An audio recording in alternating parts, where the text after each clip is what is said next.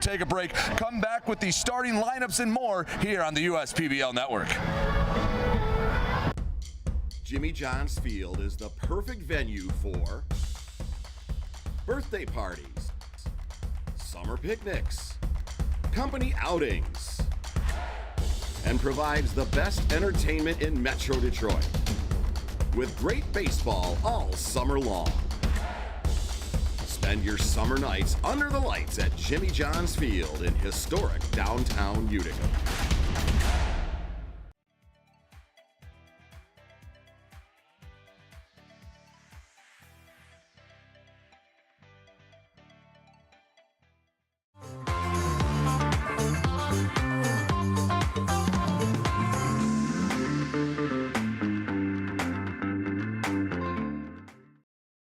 First State Bank is a locally owned and operated business. We're part of your community. At fsbcares.com, you'll find ways that we're making a difference to helpful financial resources and engaging with community. fsbcares.com is part of our commitment to the neighborhood because strong neighbors mean stronger communities. Where good neighbors do great things. Member FDIC and Equal Housing Lender. There are many things you can rely on in this world, like a sunny day brightening your mood, your mom baking the world's best apple pie, and never a dull moment in running your business. And when it comes to time-consuming HR tasks, you can rely on Tryon. Tryon can handle payroll and taxes, employee benefits, and more, so you can stay focused on attracting and retaining the best talent. With Tryon, you don't have to grow it alone. Visit RelyOnTryon.com. You can always rely on Tryon.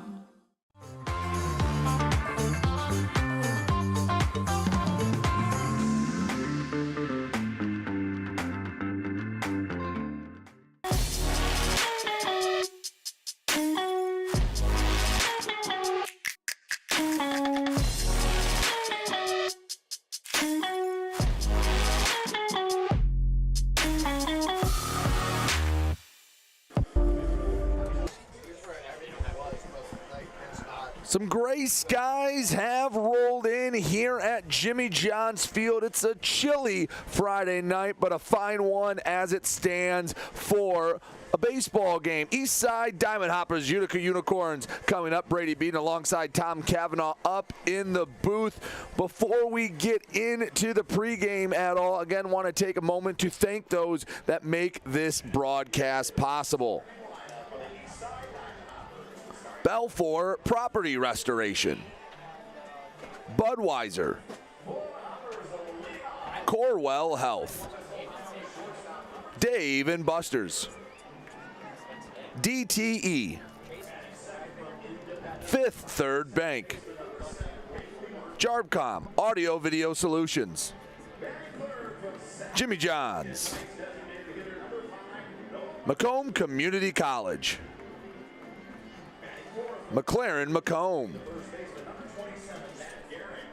McQuaid Heating and Cooling, Plumbing and Refrigeration, your Metro Detroit Chevy dealer, Pepsi, and United Wholesale Mortgage. Thank you to all our sponsors to make this broadcast possible each and every night. As I mentioned, a little chillier than yesterday. Let's take a look at the weather as we get ready for first pitch. And you see some gray skies. According to the forecast, Tom, and not a chance of rain, but temperatures have already dipped below the 60s and a pretty decent wind coming out of the west-northwest. Anything to the left side of the field today is going to get knocked down. Lefties that pull it might get a little bit of an 8 if they get it up in the air. It's going to be a big day for lefty hitters, and also a few of the big strong-armed righties. We saw Matt Gehrig take a few out in BP to the right side. So if you get it up there between center field, right center, and the right field foul pole area, that ball's going to fly on you. We saw a lot of balls dying down in the gap in left center and straightaway left field. So it's a hitter's ballpark for all those lefties, and a couple went deep yesterday. Let's let's take a look at the two men on the bump for the Diamond Hoppers and the Utica Unicorns. For the Eastside Diamond Hoppers, it's Pierce Banks. You see the numbers on your screen right now. Only through 14 2/3 inning of work, but Tom, those are some amazing numbers. The one that jumps off the page right there at the bottom, the strikeout to walk ratio, 17-1. And Pierce, that's dumb. Yeah, that's just dumb. Pierce is leading in almost every single category. He's first in, as you said, walk to strikeout rate. He's second in strikeouts with 17. He's got the lowest hard hit rate against any right-handed pitcher in the league at just 13%. Pierce Banks is going to get you a lot of weak contact and a ton of strikeouts, and he keeps the ball in and around the zone, does not walk many people.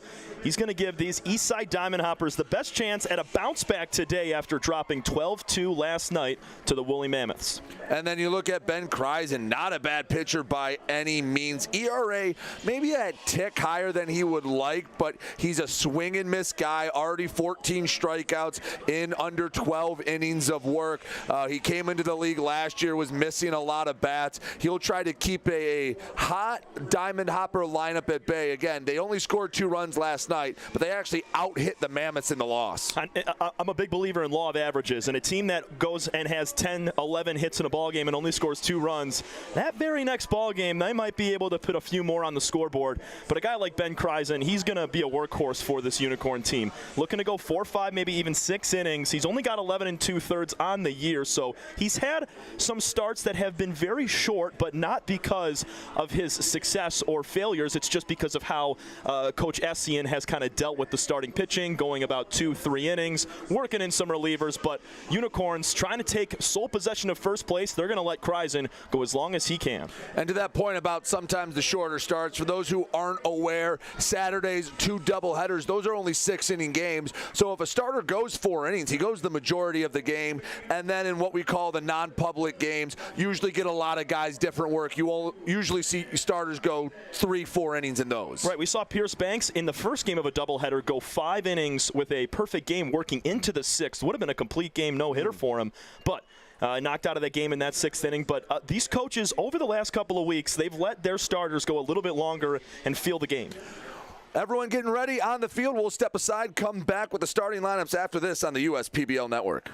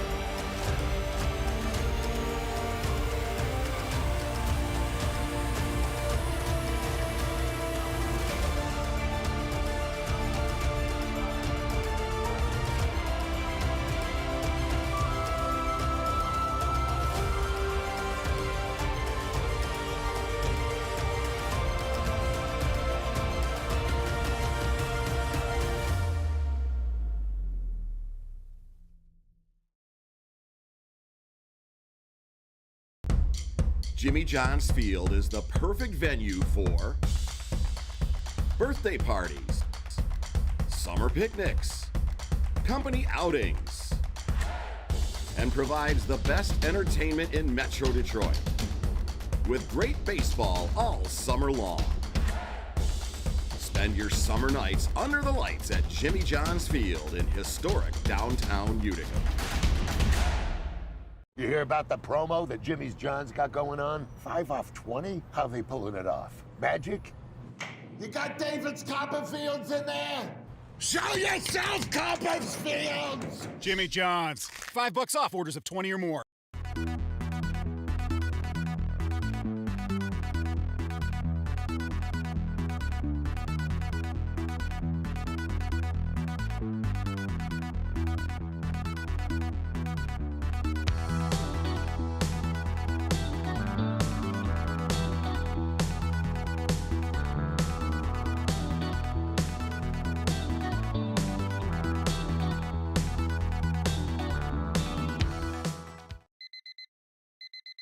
Time doesn't heal all wounds. Hard work, perseverance.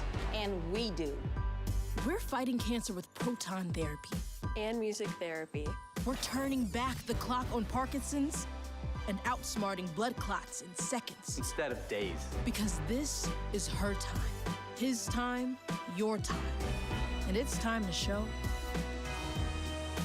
we can. Corewell Health.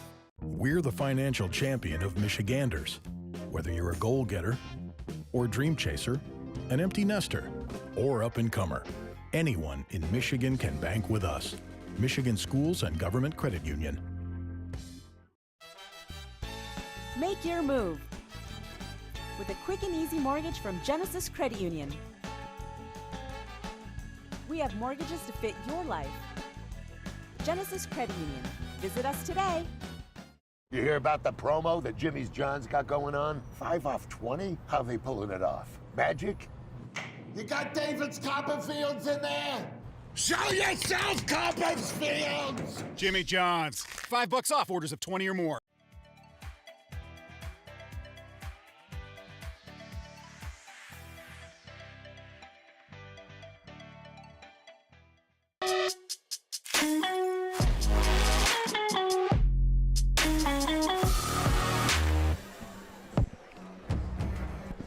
Back here at Jimmy John's Field, national anthem has been played. Brady Beaton and Tom Cavanaugh here for you today for the Eastside Diamond Hoppers and the Utica Unicorns for the second straight night. The Eastside Diamond Hoppers, the road team. Let's take a look at their starting 9. Coming into the game 6-3. Leading off the shortstop, Jake Shire. Batting second, playing second, Bailey Martin. Noah Marcoux, the designated hitter, he bats third. Matt Gehrig's over at first. He's in the cleanup spot. Batting fifth in left field, Ben Ferguson. Batting sixth, the center fielder, Zeb Roos. Bryant Schellenbarger, the right fielder, bats 8. Luke Stevenson getting the start behind the dish tonight. He bats 8th. And Todd Maddox rounds out the lineup. He's at third base. Tom, you look at this lineup. Who stands out to you? Got to talk about Noah Marcoux at first. Marcoux with the big fly over 400 feet last night. He was 1 for 2 with 2 walks. And then you take a look at Ben Ferguson as well. He had an RBI and a base hit. I like those two. And a new guy that we've only seen once on the field here in a public game. That was last Sunday. The catcher, Luke Stevenson. A heck of a player, went to Elon and Xavier. He's going to be a big part of this team, and rounding out the bottom half of that lineup, he's got a great bat. And when he runs into one, he can do some damage. Ben Kreisen will be the man on the bump trying to avoid the barrels. You see the stats right there. The win-loss column not where he'd like it. ERA, again, a bit of a tick high, but he strikes out more than a guy an inning. He does, and you're right, 0-1 on the year. It's just because he hasn't had the run support. This is a team that's batting under 200 on average as a team, so Kreisen's really got to go out and put up zeros all the time so far this year for his team to come out and get a win. He's been good at it so far. We talk about how high his strikeout rate has been this year, and you're right, he misses a lot of bats looking to do that here against a heavy lefty Hopper lineup. And this is a conversation we had about the Unicorns last year where the pitching was very strong, the batting wasn't there, so it's two schools of thought. That glass half full type of guy is saying, man, once we get these bats going, they're going to be a really dangerous team. I mean, in the standings wise, they've survived with not a lot of runs scored, but the pessimist, the glass half empty guy is saying, man, if these pitchers ever start to fade off a little bit, look out, the Unicorns are going to be in trouble. And the thing is, the pitchers haven't faded off recently, and Pierce Banks being one of the best guys in the entire league, it's going to be a tall task for these Unicorns to help pick it up today. Here's the defense presented by Three Dimensional Services Group. In the outfield, Austin Ochoa, Joe Smith, and Jared Weber. In the infield, left to right, Patrick Baggett at the hot corner, Andre Demetral at short, Sherman Martin III over at second, D. Triplett at first, and Tyler Shin will be behind the dish, and of course, Ben Kreisen on the bump. Brings up the leadoff man here in the top of the first, Jake Shire. Righty-righty matchup is Kreisen. He gets the sign, comes set, and we are underway. Fastball at 89. Start time 7:06. Right now, again, it's a cool 60-some degree day here in downtown Utica. and pretty cloudy all afternoon long as a ground ball is hit to short, backhanded by Demetrol, throw to first, and it's 1 up, 1 down in the Hopper half of the first. That's the type of contact you're going to see off the bat of a lot of these Hopper hitters while facing Ben Kreisen. A lot of rollover ground ball contact, and especially with a guy like Andre Demetrol over there at shortstop. Him and Baggett kind of splitting shortstop and second. Patrick is over at third today, giving Andre the start at shortstop. But such a clean infield today for the Unicorns, and going to help out Ben Kreisen a lot, especially on plays like that. One name not in the lineup, Blake Van Diver, a scheduled day off for him. So one of the hotter bats in the lineup, just getting a day off in the middle of a 3-game weekend set for the Hoppers. And that's something that happens all the time. Head coach Ryan Kottke is no stranger to how these things work when a guy has a healthy day off. It's just to get him a day on the bench, watch the game from a different angle. It's very beneficial being on the field and playing and getting that experience, but also on the sidelines when you're in the dugout talking with teammates, watching every pitch from a different angle, it gives you a whole new outlook on the game of baseball, and you can learn a ton. And that's a lot of what minor league baseball is too, because a lot of times you're not playing every single day because these guys are trying to get a minor league deal, and they will not be playing every single day unless they're hitting 450, but even then they'll still have those scheduled days off. And unlike some other leagues, this is not a full 26-man roster. You have your 9 starters and then 2, maybe 3 guys on the bench, and usually one of those 2 is the backup catcher. So a lot of at-bats to go around into left field, and Ochoa can't bring it in, hit off the glove, and Martin reaches 1-on-1 away for the DH, Noah Marcoux. That ball just died down at the very end. Kind of caught the heel of the glove of the left fielder Ochoa. I thought he had that dead to rights. That ball just dropped in right off his glove. Brings up Noah Marcoux, who, since we've been able to track distance, has the longest home run in the USPBL, 432. Last year the longest was 413, hit by Noah Marcoux. Takes ball 1. So Martin reaches on the error. As there you see, one of the, it was a blast. Certainly the farthest, I mean, we figured off the bat it was an absolute moonshot. His second of the year. Watches a fastball miss high and away, 2-0. He's been dangerous from the left side all year long. Yeah, Kreisen's got to keep him on the outer half right here. Anything up and in, Marcoux's going to go after. Oh, a little staring match down there at first base. Bailey Martin not moving a muscle after Kreisen almost daring him. 2 stolen bags on the year for Martin. Hasn't been caught once. 2-0, hit on the ground but foul. 2 balls, 1 strike. And Noah Marcoux, not only is he hitting the ball well, he's got a great eye, leading the league in walks. On-base percentage of .632 coming into the game. Now, that's not going to last for a whole season, but you're going to ride the wave while it lasts. Off to second, Martin, ball in the dirt, throw way late. Good pitch to run on, and Martin puts himself in scoring position.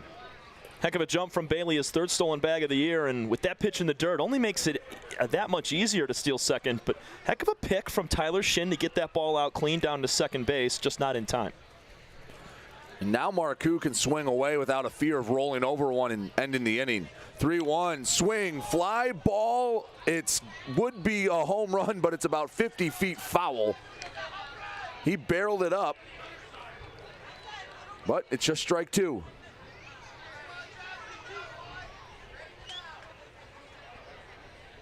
Martin off a second.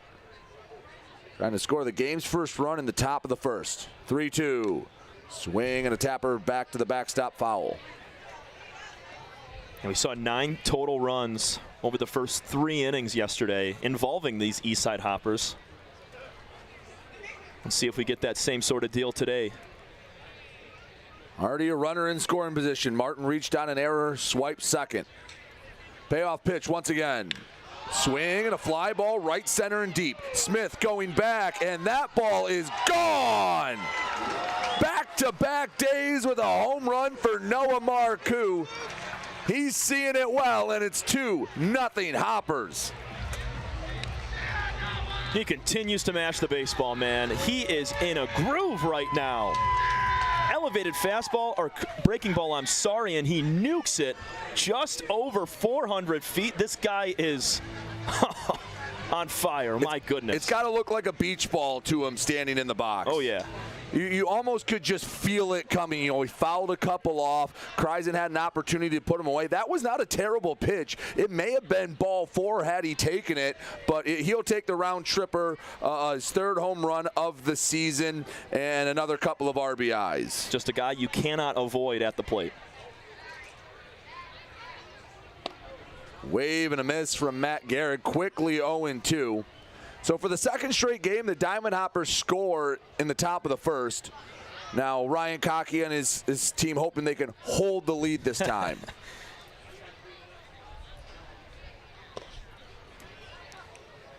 One and two, pitched, missed low and away. Definitely a positive for Pierce Banks when he toes the slab in the bottom half of the inning with a little bit of a cushion.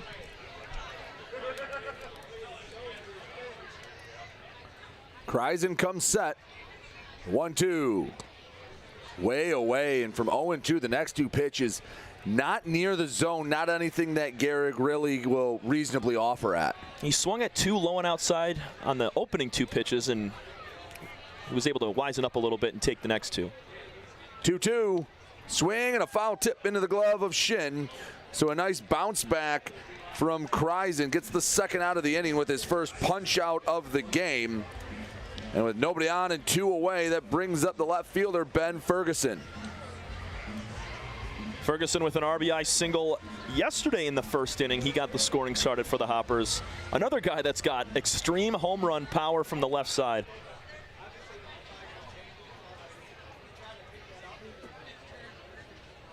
First pitch hit hard into right field. Turned on one. 103 off the bat, and it's a 2-out single for Ben Ferguson. He continues to swing it well. Might not be shooting the gap on a swing like that, but a seeing eye single between 1st and 2nd. Money. Brings up Zeb Roos.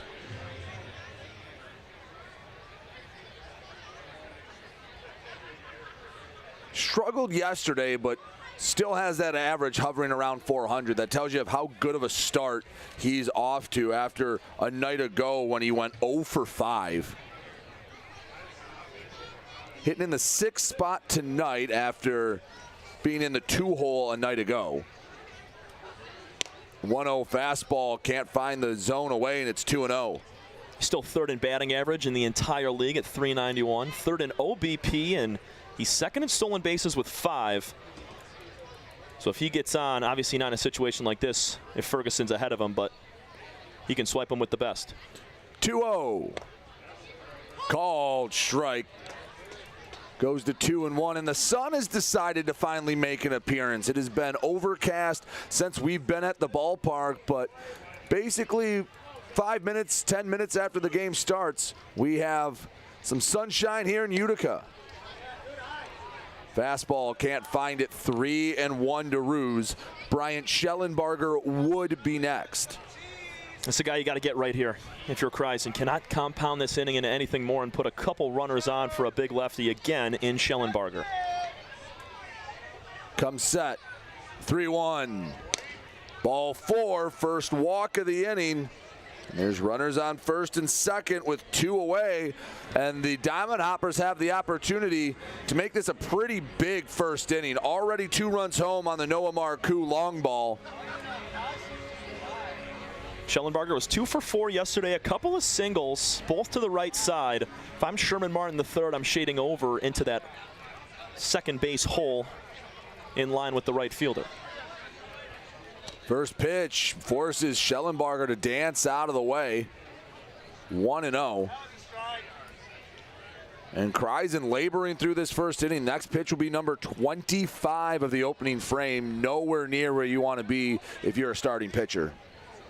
Now, if he's able to get out of this one with just those 2 runs in and put together a couple of quick innings, he'll have a good start going. Count goes to 2-0, and just trouble finding the zone, maybe a bit shaken from that Marcoux home run. Yeah, it definitely changes your confidence level and also your pitch selection as a guy on the mound. What you want to throw against a very similar hitter in Schellenbarger right now. 2-0, hit on the ground to the right side. Eats up Martin in front of him, and the error will keep the inning alive. Bases loaded for the catcher, Luke Stevenson. And a couple of free passes here in this first inning for the Unicorn defense. A drop ball by Ochoa on the second batter of the game to put Martin on. And then Marcoux hits a 2-run bomb. Would have been a solo shot from Marcoux minus that error. And another one right there from Sherman Martin III. Loads the bases up, and it doesn't get any easier with Luke Stevenson coming to the plate. This entire Hopper lineup from top to bottom can drive in runs at will. An early swing moment in the game. Bases loaded, 2 runs already home. Diamond Hoppers can take a commanding lead before the Unicorns even step into the batter's box. First pitch, an 89-mile-per-hour fastball that catches a lot of the plate, 0-1. Just 13 at-bats on the year so far for Luke. He's got 3 hits, one of them a double, also with 1 RBI, looking for a couple more here. Slider in the dirt, 1-1. There's nowhere to put Stevenson, the 8th batter of the inning. Ferguson off a third, Roos off a second, Schellenbarger off a first. Kreisen, set, kick in the deal. In the dirt, slides away from Shin, and Ferguson will err on the side of caution. He'll stay over at third, probably the right decision. Definitely, because of how that ball comes off to the right side, where Ferguson's at, he can't tell how far that ball is away from home plate. If it's kicking the other way back towards the third base side dugout, he's got a real chance and a good view at it, but right there as it's kind of still in line with his eyes down the right side, couldn't gauge how far away it was. 2-1, over for a strike. 2 balls, 2 strikes. And with the way the inning's gone, 2 runs already home. Guys, last 3 batters have reached. If it's a tight game, maybe in the 6th or 7th inning, maybe you chance it. But early on, I like the discretion shown by Ferguson. And you have to have a bigger secondary lead in a situation like that, too. 2-2, jam shot to center field. Smith coming in, and he brings it in on the run. 8 batters come to the plate. 2 come around to score on the Noah Marcoux home run. We head to the bottom of the first. The Utica Unicorns will come to the plate, chasing 2. You're watching the USPBL Network. We're for people, the pioneers, the underdogs, the players, and the slow and steadies.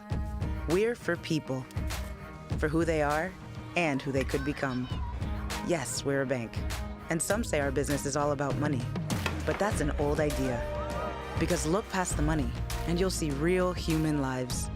We see it, because we're for people. Huntington, welcome. Time doesn't heal all wounds. Hard work, perseverance. And we do.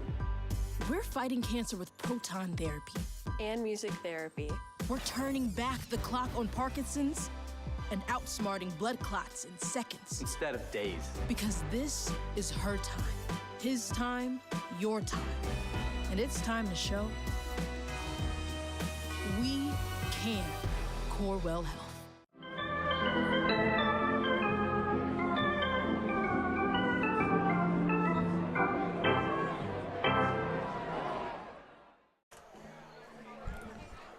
Back here in downtown Utica, bottom of the first inning, 2-0 Eastside Diamond Hoppers. The Utica Unicorns are going to need some runs tonight. Here's their starting 9. Leading off the shortstop, Andre Demetral. Batting second, the center fielder, Joe Smith. Batting third, the first baseman, D. Triplett. Batting fourth in right field, Jared Weber. Austin Ochoa bats fifth. He's out and left. The DH, Seth Gurgley, is batting sixth. Behind the dish, batting seventh, Tyler Shin. Batting eighth, over at second, Sherman Martin III. And then Patrick Beggett at the hot corner batting ninth. Tom, same thing with that starting nine for Utica. Who do you expect to have a big night tonight? I like D Triplett. He's showed off a little bit of the power so far this year. Hasn't had himself a home run, but has put a couple off the wall. He's got 5 RBIs, 9 total hits, and then got to jump over to Austin Ochoa as well. He was a late addition to the Unicorns, but he's 5 for his first 15, raking right now. Just 1 RBI, but Ochoa's another guy. If he's got runners on, he's going to be smacking it in the gap. Pierce Banks, if you've been following the USPBL, needs no introduction. He's leading in a lot of categories. We talked about it in the pregame, but the strikeout to walk ratio is just video game-esque right now at 17-1. He does not throw balls. He keeps everything in the zone, and these Unicorns got to know that. They're going to have to be swinging up here right now, but Pierce Banks only a 189 batting average against so far this season, and not a lot of extra base power for the guys at the plate. Just 2 doubles in 14 2/3 innings pitched against Pierce. First pitch to Demetrol, smacks it the other way, but foul. 0-1. Demetrol's first public ball game in Game 1 of a doubleheader last week. Had the game-winning RBI single walk-off for Andre. Only a hit for him in the season, but there's a few guys like this in the league. The average looks bad, but he's drawn 6 walks in just 4 games, so he's getting on base a lot out of the leadoff spot. Yeah, the Stony Creek kid can watch the ball with the best of them. 1 ball, 1 strike from Pierce Banks. Spent time at Florence Darlington Junior College and then over at NIU this past season. Next pitch drops in. And that's what makes Banks so solid. He's able to work in multiple pitches, just over 40% with his 4-seam fastball, and then his changeup and curveball as well. Those are going to freeze you. 2-2. Swing and a foul off the top of the screen, and a nice catch by a young fan in the front row. That's a tough spot you're not expecting that ball to come to you. That hit the very top of the screen, and heads up play. Someone's coming home with a souvenir. Would have been an out in Savannah. Exactly. 2-2, ground ball caught by Martin on the dive, throws over to first, and Demetrol can't find the C&I single. And that's 1 up, 1 down. And with that play, let's take a look at the Diamond Hoppers defensive lineup presented by 3-Dimensional Services. You saw Martin over at second, rather. Shire, his counterpart in the middle infield. Maddox at third. Gehrig over at first. In the outfield, Marcoux, Roos, and Schellenbarger left to right, and Luke Stevenson behind the plate, the backstop for Pierce Banks. Joe Smith watches a 91-mile-per-hour fastball just above the belt hum by. 0-1. Pierce will start out batters 0-1, 0-2, better than anybody else in this league, and that's what makes him so successful.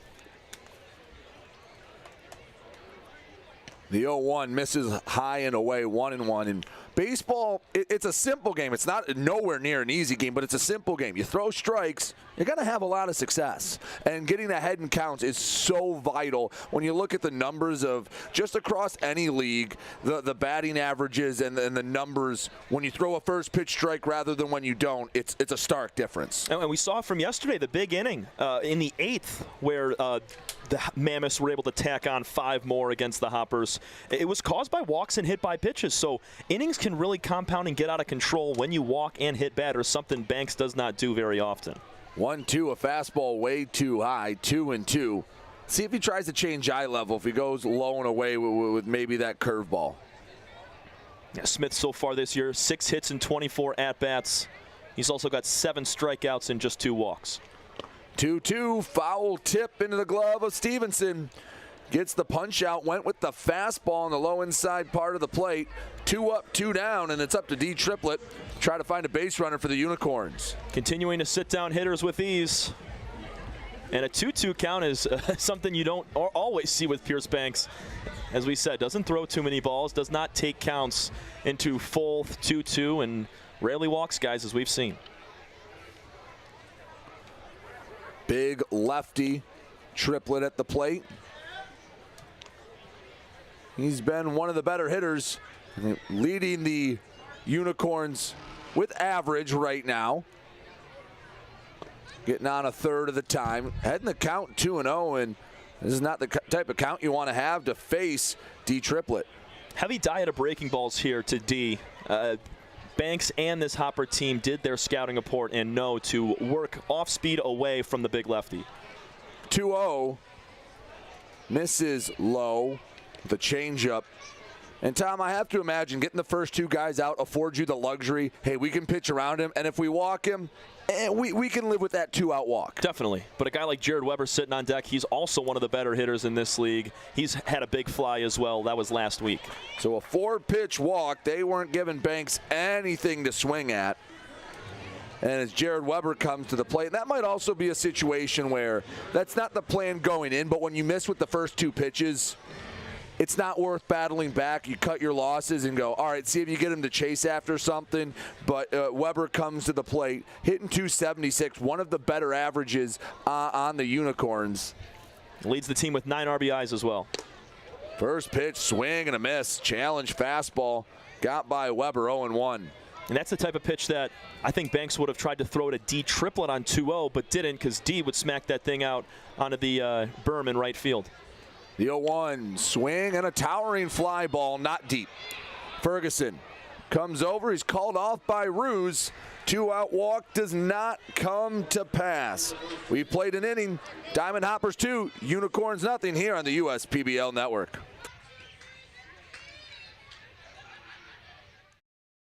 Slide into a new home. Work with a local mortgage pro who works for you. Get a cheaper, faster, easier home loan. Find a mortgage broker near you today at findamortgagebroker.com. With a transforming world, we can see how drastically the world is heading towards automation. And so, we need 24/7 surveillance and security systems for our homes and businesses to avoid any theft or breach of privacy. JARBCOM brings the installation of security cameras to the tip of your fingers with our state-of-the-art mobile app. JARBCOM also provides surveillance monitoring of your entire property with flexible options that offer a dependable solution to be scaled to fit any domestic or commercial need. Contact JARBCOM today for a free estimate at 800-369-0374 or look us up on the web at jarbcom.com.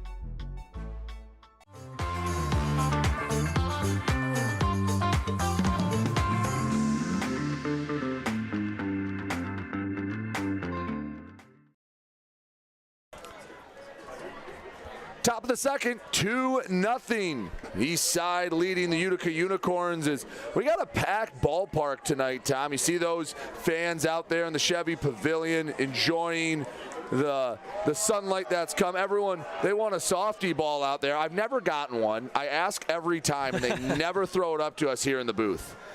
Hey, you got to get your armband working. Hopefully they can try to reach us up here. We've seen them throw up to the suite. Yeah, they get it above us. I know it's a tight window, but yeah, right there. I mean, you might not be able to catch a foul ball, but you can catch a softie ball and get something to remember your time here at Jimmy John's Field.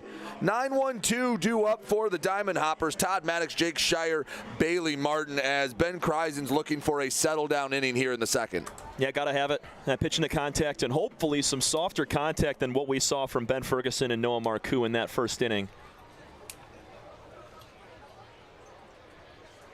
First pitch, fastball misses away. And when you lead an inning off with the 9-hitter, it feels like that's a big turning point, or at least a big fork in the road at how the inning's going to go. If the leadoff, if he gets on, you're facing the top of the order with a man on base. That's a recipe for disaster. Yeah, you got to get the 9 guy. But also the job of Todd Maddox is to be that second leadoff hitter, turning the lineup back over to the top and having guys on for Jake Shire, Bailey Martin.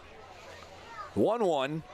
Swing and a fly ball left field. That one's hooking foul. That one just got into the Unicorns bullpen.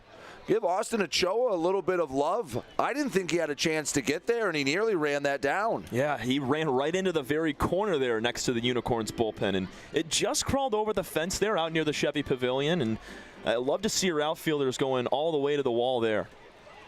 1-2. To the Hopper third baseman, Todd Maddox. The kick, the deal. Way too high with that one. Slider missed up the ladder. Easy take for Maddox. And this is what's going to get Kreisen out of the game early. If these Hopper hitters can continue to work counts like this, go to a 2-2, a 3-2 count. That's what Marcoux hit it out on, was a full count. Strike 3 called. Slider near the top of the zone. Not where you're looking for the strikeout pitch with the slider, but you'll take the result. 1 up, 1 down in the road half of the second, rather. Upper outer corner is a great spot against a guy like Maddox right there, who was not looking for that pitch on 2-2 whatsoever. And a beautiful spot there from Ben Kreisen to pick up his first strikeout.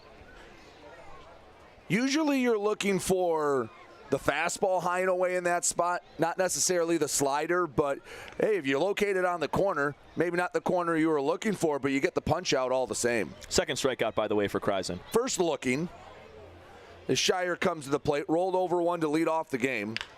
Rolls over 1 here in the second inning. Couple of hops to the glove of Baggett, throw to first. And the second time, Shire's bounced out in as many innings, 2 up, 2 down here in the second. And Kreisen, 1 batter away from, getting the bounce back inning he needed. And he could have had it last inning. The errors compounded with the home run from Marcoux is kind of what spun things out of control. If Kreisen can shut the door right here, like I said last inning, he'll be able to cruise through a few frames if he can keep it like this. First pitch to Martin, called strike. Now, I know official scoring is one of the toughest jobs at a baseball park.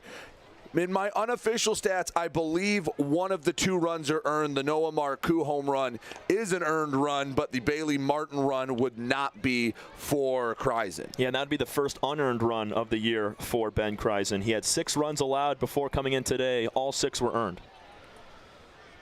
0-2. Kreisen looking for the third punch out. Leans in, immediately gets the sign. Shin sets up away the pitch. Half-hearted hack. Strike 3. They have to complete the out. The throw to first. Triplett brings it in. And 1, 2, 3 go the Hoppers here in the second. We head to the bottom of 2. 2-0. Eastside on top of Utica here on the USPBL network.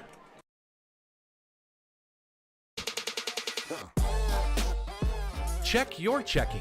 If your account doesn't get you pumped, amped, or geeked, make the switch to Genius Checking from Genesis Credit Union. It's just genius.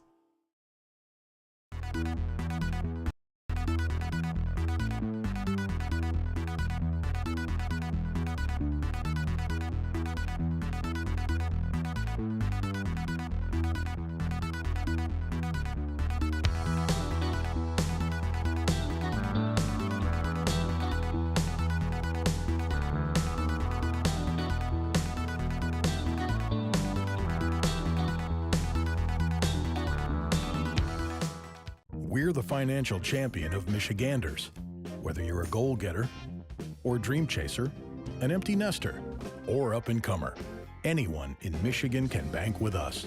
Michigan Schools and Government Credit Union.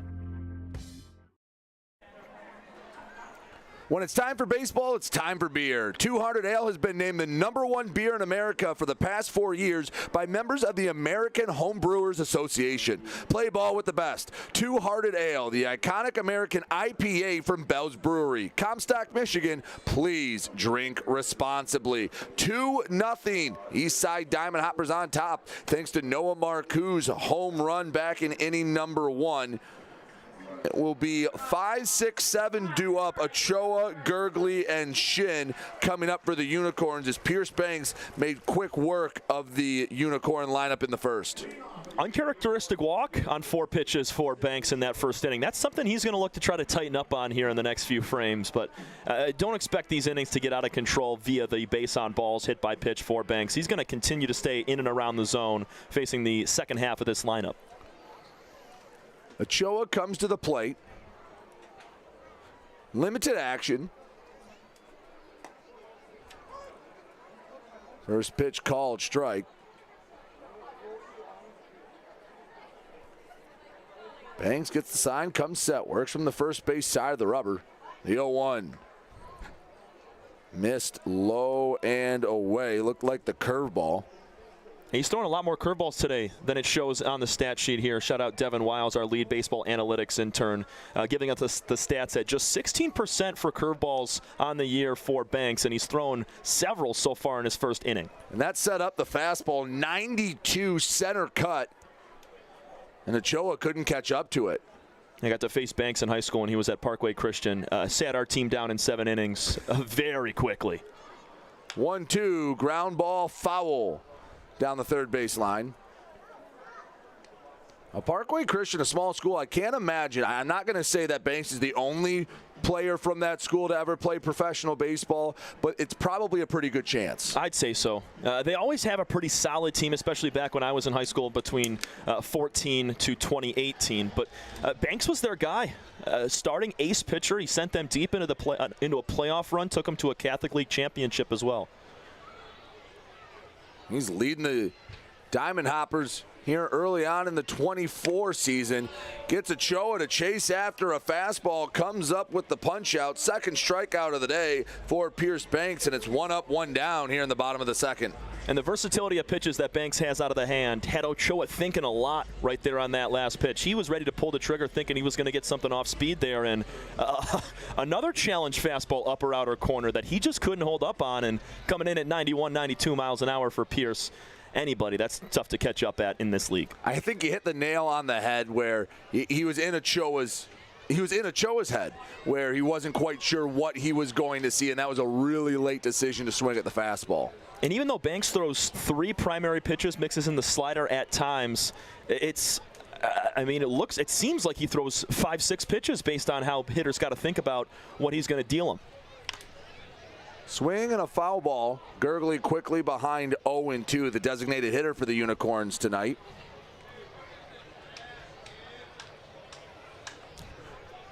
Gurgley, a 6'3" DH from Talmadge, Ohio. The 0-2. Swing and a foul tip into the glove. That is 3 punch-outs in 6 batters, and Pierce Banks is dealing.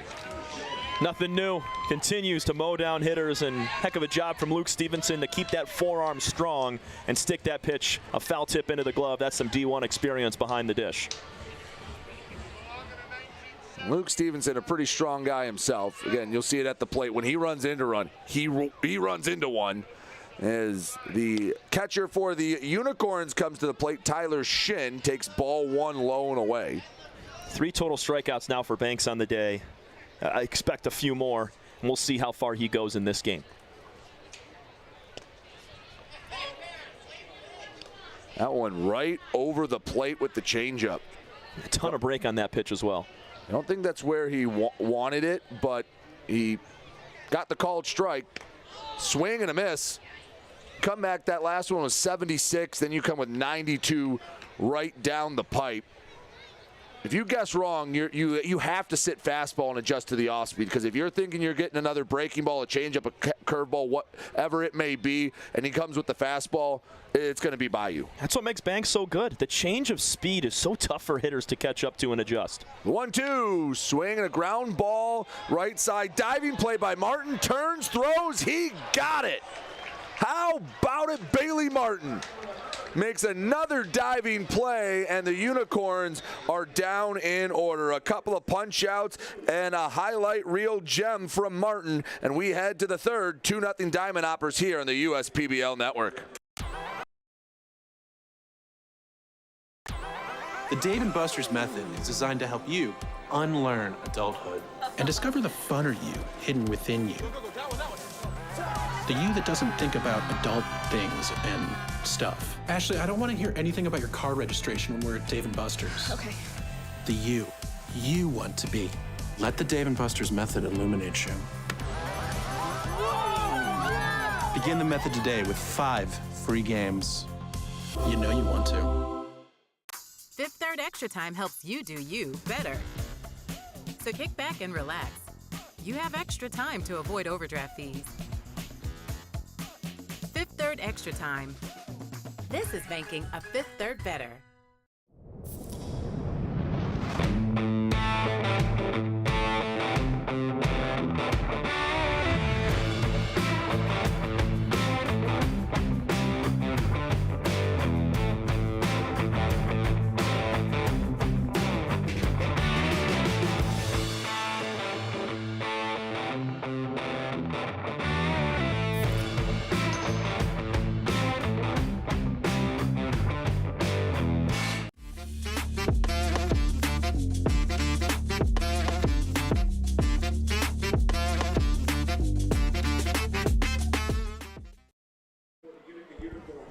Fans enjoying the game here at at Jimmy John's Field. Brady Beaton alongside Tom Cavanaugh here on the USPBL Network, as we already have a new arm in the game for the Utica Unicorns. The Amherst, New York native Matt Colucci takes the bump after just 2 innings from Ben Kreisen.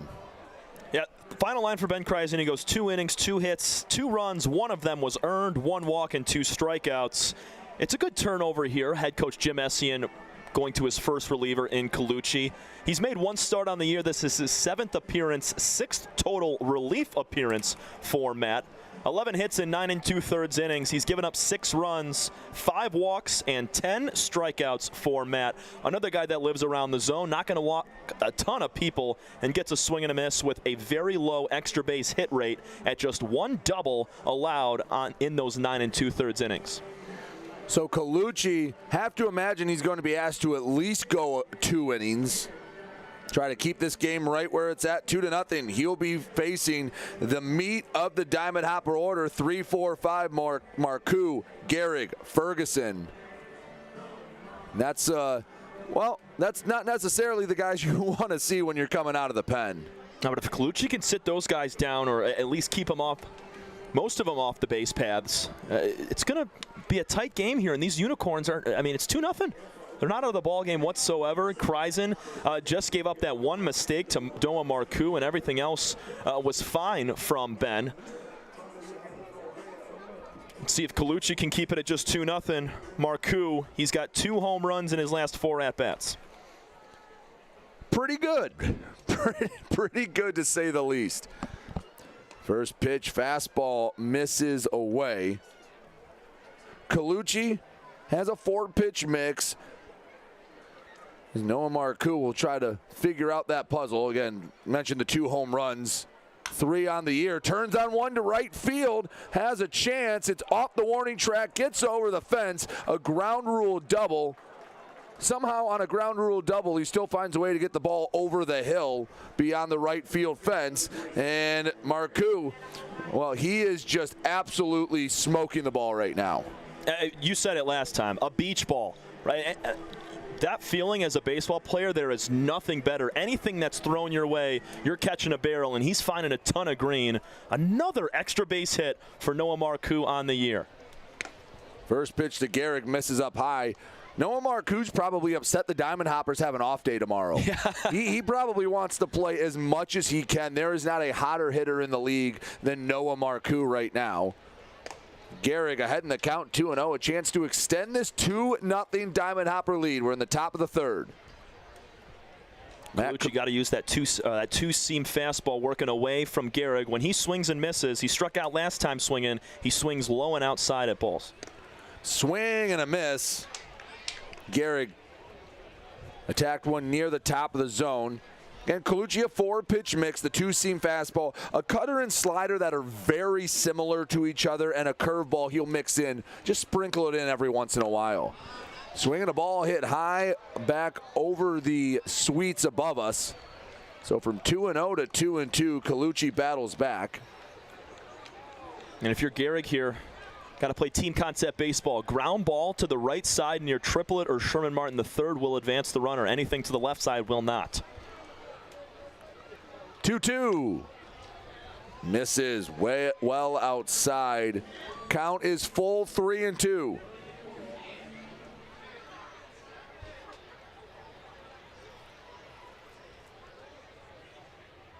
Comes set, the payoff pitch. Swinging a foul straight back. And it's caught by the netting. A wedgie. That's the first time I've ever seen that here. And now some fans are going to try to figure out if they can get to the ball. I don't think they're going to be able to get. Oh, you can't find on the other side. No, they can't. Oh, I just don't know if they can get it through the netting. They can dislodge it. You could hear. Oh, you heard the umpire. They're going to get them the ball for their hard work. Well earned. Well done from home plate umpire Sel Jocko to award those fans with the ball for the hard work they did. I don't know if he has the authority to do it, but he told some young kids that they're going to get a baseball, and well, I think they're going to find a way to get themselves a baseball.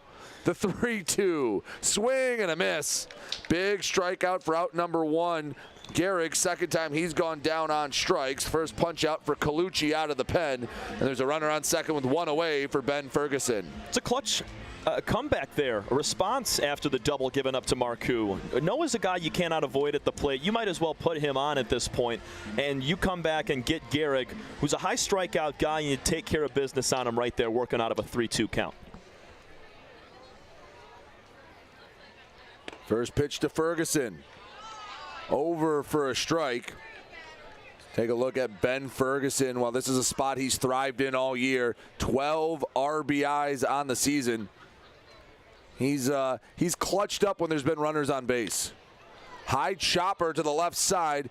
Demetrol can't handle it. Heading around third into score. Marcoux. We'll have to see what the official scorer says if that's another RBI for Ferguson. But either way, it's 3-0 Diamond Hoppers. I'm not sure if Demetrol even gets him there. That ball was hit so softly and so high in the air on a couple of high chops that Ferguson likely even beats that out. In my book, I'm going to award him an RBI single there as it sneaks by the glove of Demetrol. I think if I was the official scorer, I think I would give him the single, but not the RBI, because I think he gets there, but I don't think he scores if the ball doesn't get by him. I agree. Yeah, if Demetrol fields that ball and even attempts to throw or doesn't throw it to first, it would be first and third in this scenario with Zeb Roos at the dish. So that does go in as a hit. We'll have to see if an RBI is awarded to Ferguson. 3-0. Diamond Hoppers on top. Zeb Roos bends out of the way, gets to the backstop. A runner right back in scoring position on the pass ball. We saw that yesterday with Whit Hughes, the ball popping out of his glove to award a base run, another base. That was just high and inside. Coming up to make the catch was Shin, and it just caught the left heel padding of his glove. Didn't get right in the pocket. And another RBI chance here for another Hopper hitter. And a lot of high leverage pitches for these Unicorn pitchers early in this game. Check swing, ground ball, right side. Martin over to Triplett, and there's 2 away on the play. Ferguson scoots up to third as Bryant Schellenbarger comes to the plate. Not the swing you want if you're Roos there, as he was a little bit defensive there with that half check swing, but he put in the right spot. Ground ball right side, moves the runner 90 feet away, and Schellenbarger with a couple of singles yesterday, he's got a chance to extend this lead.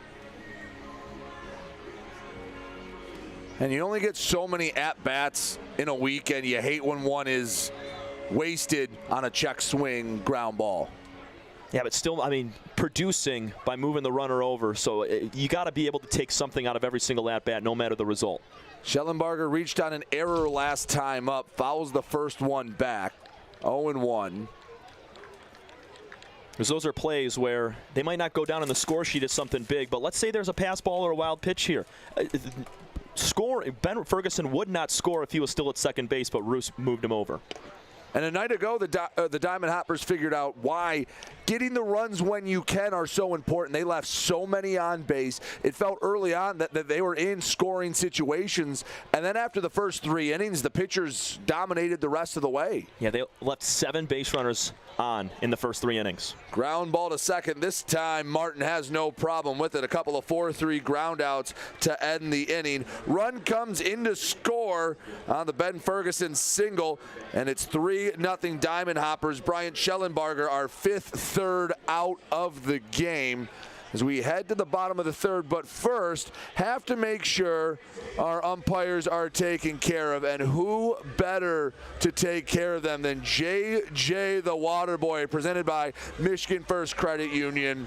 Always the most popular pup here. Is we'll get a water out to our umpires, and JJ will get rewarded for his efforts with a treat. We head to the bottom of inning number 3. 3-0. The Diamond Hoppers are on top here on the USPBL Network. I'm Anthony Tomey, CEO of Tomey Group, and we're one of the largest Jimmy John franchisees in the country. With 50 Jimmy Johns and over 700 employees, it's a challenge to manage operations. What could possibly go wrong with owning 50 Jimmy Johns? People don't show up, equipment fail, run out of bread, no tomatoes, we need onions. Many different things can happen. Tryon allows us to really focus on the food and the operations of the restaurant. And that's why we rely on Tryon. You can always rely on Tryon.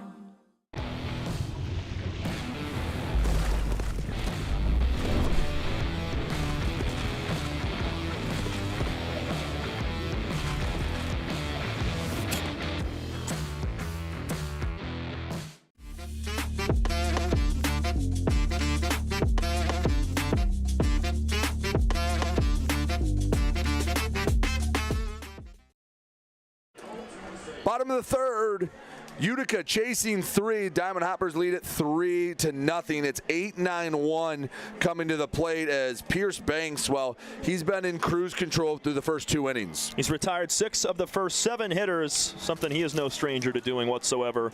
And he, as you said, going to face the lower half of this lineup now. Pierce just needs to continue being consistent. That's one thing that's going to earn him another call-up and a minor league contract here in 2024, is staying consistent and keeping those batters off the base and keeping the strikeouts high.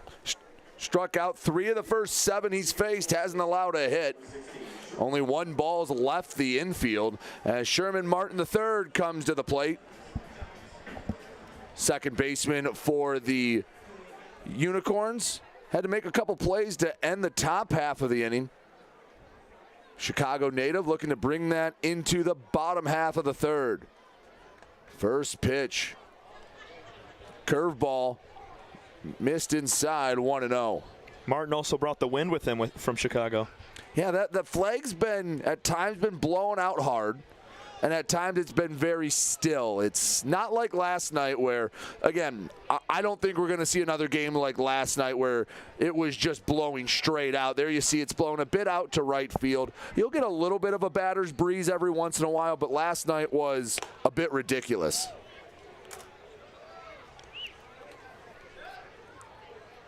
Two and 1 to Sherman Martin. Just a hair under the Mendoza line of 200 early in the season. The 2-1. Swing and a base knock. First of the day for the Unicorns. Sent it right back up the middle. A nice hack from Martin, and he leads off the third with a base hit. That's what the Unicorns need to do to try to chip away against a guy like Pierce Banks, is the leadoff batter aboard. Sherman Martin going down low to pick that ball and send it into center field. Such a quiet swing, and that's a breaking ball right around the ankles that he kind of just drops his shoulders to and puts it back up the middle.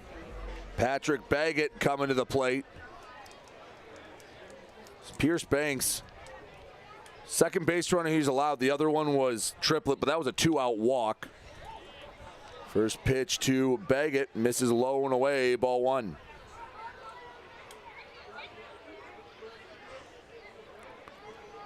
Martin, a pretty conservative lead over at first. He inches off just a bit more. The 1-0. Swing and a fly ball left field. Ferguson ranges back, brings it in on the underhand, and Baggett retired on the fly out. 1 on, 1 away as the lineup turns over and Andre Demetral comes to the plate. Pierce always does a nice job of bouncing back. You don't see him give up many hits over his last couple of outings. One thing you can guarantee is his response after a big swing. Talked about this last night. Banks, not unlike his 2 counterparts, Kreisen and Colucci, work out of the stretch at all times. And you see a lot of guys in the league. This actually, the windup is is in the minority if you use that in this league. And well, the same delivery for Banks when there's runners on or when there's nobody on leading off the inning. Yeah, some guys just like to simplify it. And with obviously new coaching styles, as generational, I guess, teaching points kind of evolve throughout years. Throw to first, and I won't even call that a slide back. Martin just had to fall back to first. His lead was so short. He hasn't stolen a bag yet this year. He's 0 for 1 trying for it. 0-1 to Demetral. Grounded out to second his first time up. Hard hit ball down the right field line. That one slices foul. 0-2. Tom, 0-2. You going for the strikeout here, or are you trying to throw something that Demetrol can pound into the dirt and get 2 for 1? I think you go with that challenge fastball again in on the hands of Demetrol. Andre's a guy that likes to go opposite field, so he loves the outside pitches, middle, outside. So if you throw something in on the hands, it's going to be tough for him to do anything with it. 0-2. Went away with the slider. And Banks is a seasoned vet, spending time in minor league baseball. He knows he's got time to be able to work through this at-bat, even if he throws a waste pitch like that away, trying to get Demetrol to chase. Just about to say, let's see if that's a setup pitch. The 1-2. Fastball in on the hands, and Demetrol got just a piece of it. That's why Andre's got 6 walks so far in the year. He battles through counts, has a great eye, works to 3-2, and eventually finds a way aboard. And it's plays like that, pitches like that he's able to fend off that keep him in at-bats. 1 on, 1 away. 3-0 Diamond Hoppers here in the bottom of the third. The 1-2. Swing and another foul ball out of play. And Banks right now, if you're seeing on the fastball, Demetrol is late on these fastballs. He's got to get that foot down a little sooner. And if you're Pierce, throwing him a breaking ball is only going to speed that bat up and give him a better chance of putting something in play hard. So I think Pierce stays with a fastball here. But Demetrol, he's got the timing down after back-to-back fastball pitches. 1-2 in the dirt. Went with the changeup, and I like that idea. Demetrol, he's been swinging at the last 2. He's fouled it off. He's in battle mode. You throw one that misses the zone because you still have 1 to spare. It counts only 2-2. See if he chases something, and if he makes contact, all he's doing is hitting a ground ball somewhere. Yep. 2 balls, 2 strikes. Banks set the deal. Misses up high with the fastball, and a heck of an at-bat from Andre Demetrol. Forcing Banks to throw a lot of pitches, something that no other Unicorn did the first time through the lineup. Trying to work just the second walk of the game. He's a marquee leadoff hitter for this Unicorn team. Head coach Jim Essien entered him in that role his first game with the team. 3-2, missed ball 4. Martin was off for second, a moot point as the walk forces him over. It's a perfect encapsulation of what Andre Demetrol can do at the plate. He was down 0-2 in a blink of an eye. Fouls off multiple upper or mid-90 fastballs and takes a changeup low, takes another pitch outside, and he works his way all the way through, taking a borderline pitch right there for ball 4, trying to set something up here for the Unicorns with 1 gone in the third. So after the 8-pitch walk, Joe Smith comes to the plate. First time the Unicorns have threatened all day. Struck out swinging his first time up. He takes ball 1. We mentioned after Pierce gave up the base hit to Sherman Martin III, he quickly got Baggett to fly out. The walk to Demetrol. Let's see how he responds with Joe Smith here. Shadows stretching over Jimmy John's field. That sun setting behind that third base dugout. Getting to what the youth call golden hour. 1-1. Banks delivers. In on the hands. That nearly clipped Smith. 2-1, and another good hitter's count for a Unicorn batter. That's been booked for a while.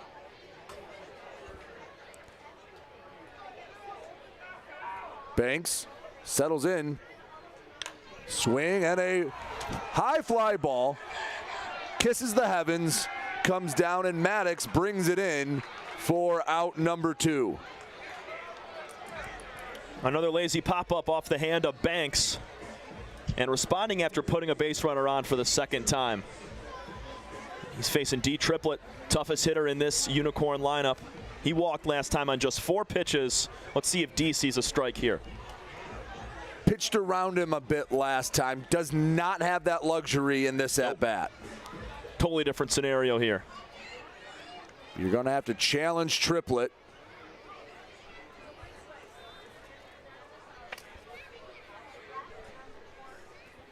First pitch fastball. That's where you want to place it, that high outside corner.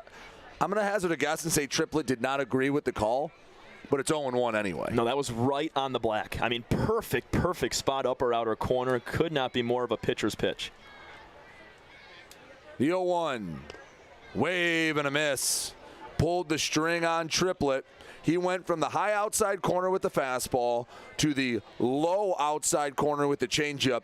Tom, he can throw whatever he wants in this pitch. Oh, yeah, and you got to be reactionary here if you're Triplett. Cannot be too confident you're getting one thing over the other right now. The 0-2, swing and a tapper that hit Triplett. I think that saved him. That might have been going down the first base line. But that's a perfect job right there, reacting to the breaking ball low and outside, and he just gets a piece. That's what makes D such a good hitter, similar to Andre Demetrol over at first base, who worked an 8-pitch walk, staying in at-bats and not going down quickly, making it easier on Pierce Banks. Martin on second. Have Demetrol over at first. The 0-2 waste pitch with the fastball. Basically in the area you'd see a pitch out, 1-2.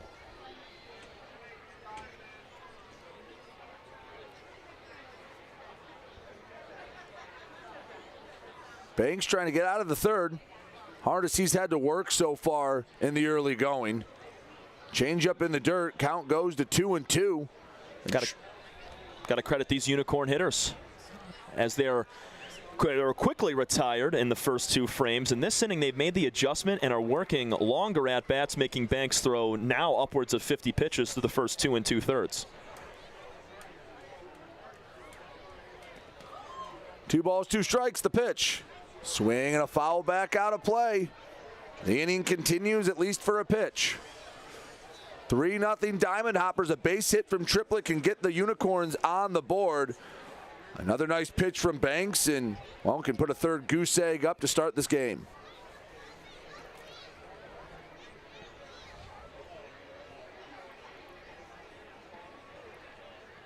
The 2-2. Another half-hearted swing, but he makes contact, hits off of Triplett, and the at-bat continues. Very similar to what Demetrol did. Down 0-2 early for D. Triplett, and he's battled.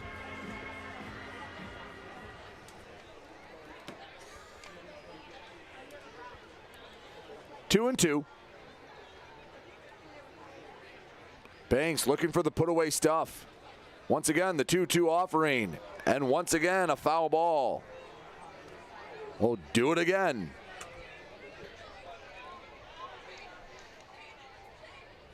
Now, right now, D. Triplett is, I guess he's got a better understanding of what's coming. He's seen almost every pitch that Banks has thrown. And on a pitch here, 2-2 with 2 gone, this is a situation where you kind of have to be confident in what you think that Banks is going to throw to you here and try to smash something right back up the box. 2-2 again, and again a foul ball. We'll get to a 10th pitch this at-bat. So between Demetrol and Triplett, that's almost 20 pitches between the two of them.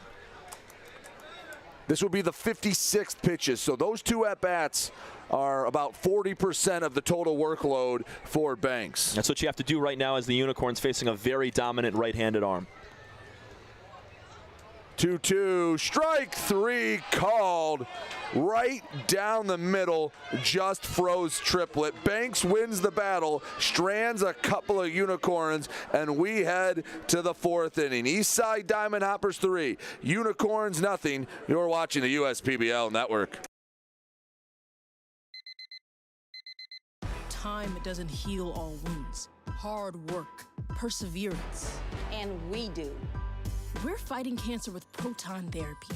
And music therapy. We're turning back the clock on Parkinson's and outsmarting blood clots in seconds. Instead of days. Because this is her time. His time, your time. And it's time to show we can. Corewell Health.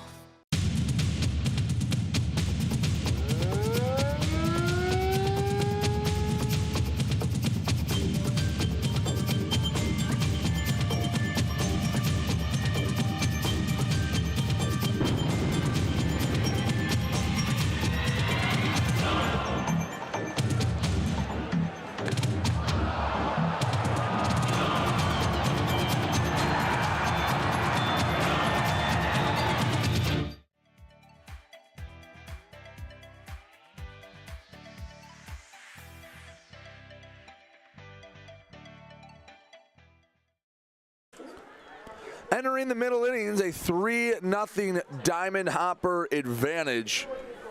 Eastside sending up 8-9-1. Stevenson, Maddox, and Shire to the plate.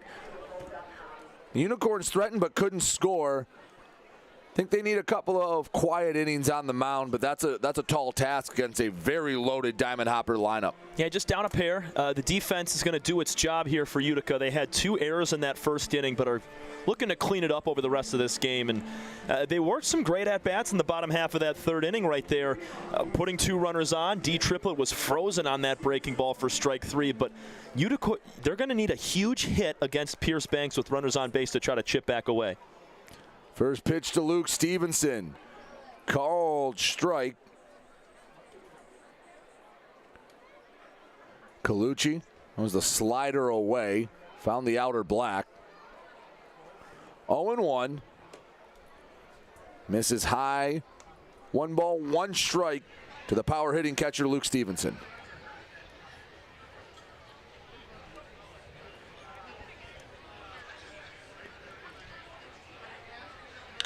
Swing and a towering fly ball, not deep. If it doesn't fizzle up on re-entry, Ochoa brings it in for out number 1. Utica needs to work through the next couple of innings, not quickly, but I guess softly off the bats of these Hoppers. Got to keep it at just a 3-0 game. They've scored in 2 of the first 3 innings. Want to keep it that way, just like yesterday for Eastside. They only got their runs in the first 2 frames and were silent the rest of the way. And the amount of pressure pitches that these Utica Unicorns have had to throw, that can wear on you. I know that they've gone to Colucci, but when the blood pressure's high, when the adrenaline's pumping, you can only rely to make so many big-time pitches in an outing. And it feels like through the first 3 1/3 innings, they've had to make a lot of them. They have, especially stranding 4 runners and already 3 coming in to score in those first 3 frames. So you're right. It's high-pressure situations for these pitchers. Kreisen did a pretty decent job, just gave up that mistake to Marcoux, and then the soft bouncer to shortstop that was awarded an RBI base hit for Ferguson last inning. 1-1, followed right by our crowd mic. Goes to 1-2. Maddox, a strikeout victim looking last time up. That was against Kreisen. Colucci looking for the same result. The 1-2. Swinging a foul off of Maddox. It's been the batters that have been in the danger zone in the box. That's like the 4th or 5th foul ball that's hit a batter. Usually we've seen the foul balls ricochet off of our home plate umpire or our catchers most of the first couple of weeks. Yeah, it was Whit Hughes that took a beating last night. But it's been the danger zone back there, I guess, in the box today. Yeah, nobody's been hobbling around too bad. Triplett hit himself a couple times on a few soft foul balls. 1-2 again from Colucci. The kick in the deal. Swing and a miss. A looking and a swinging strikeout for Todd Maddox. 2 up, 2 down as the lineup turns over, and Jake Shire will be looking for his first base knock of the day. He got Maddox to chase there. Colucci, the nice fastball at 85 miles an hour, getting the swing and miss. Got to try to have another 1-2-3 inning, just like Kreisen did in his 2nd inning of work back in the 2nd frame. So Shire bounced out in his 2 at-bats against Kreisen. Watches ball 1 miss away with the fastball.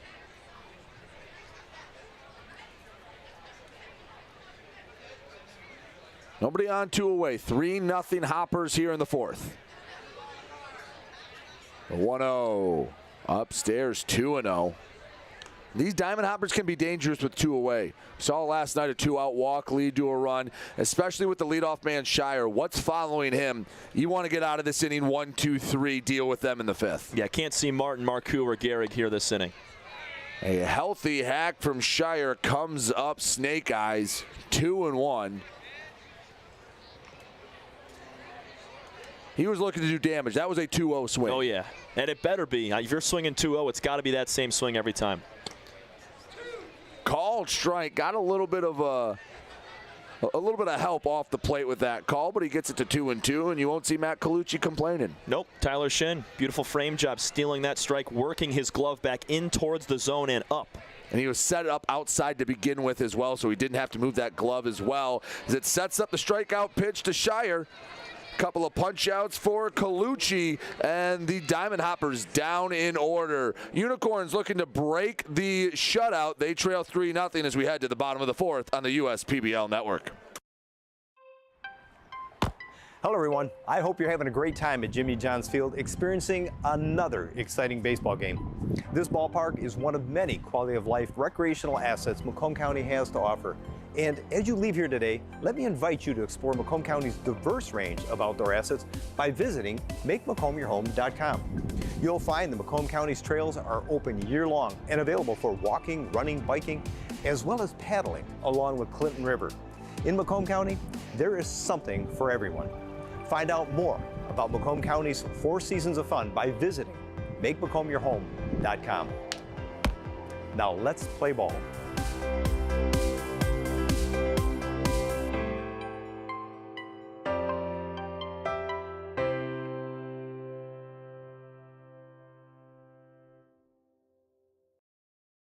You hear about the promo that Jimmy's John's got going on? 5 off 20? How they pulling it off? Magic? You got David's Copperfields in there? Show yourself, Copperfields! Jimmy John's. $5 off orders of 20 or more.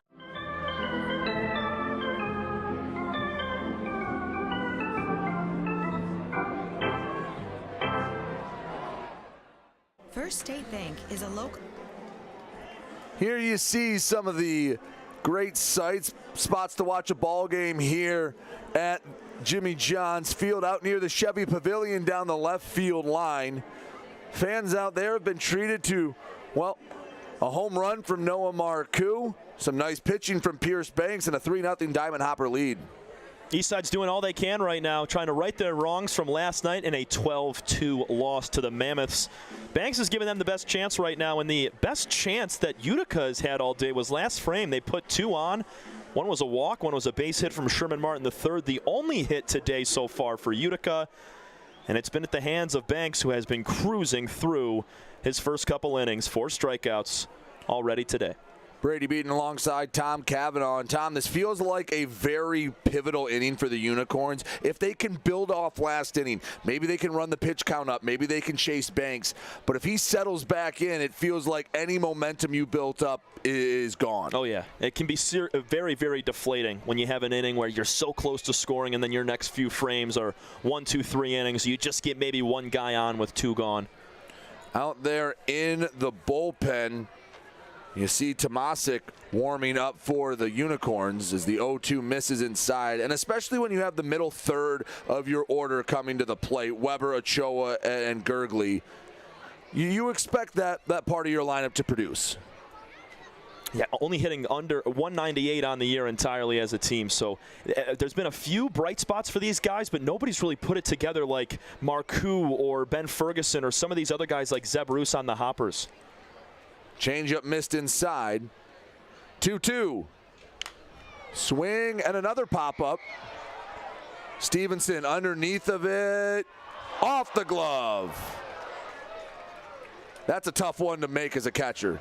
I think in that spot, I'd like to see Garrett call him off. It was so far up the line. I agree with you completely, because you have Stevenson, who's got to scale backwards, and Gehrig was coming in, and everybody knows as a baseball player that going in to make a catch is so much easier than scaling backwards to try to make a catch there.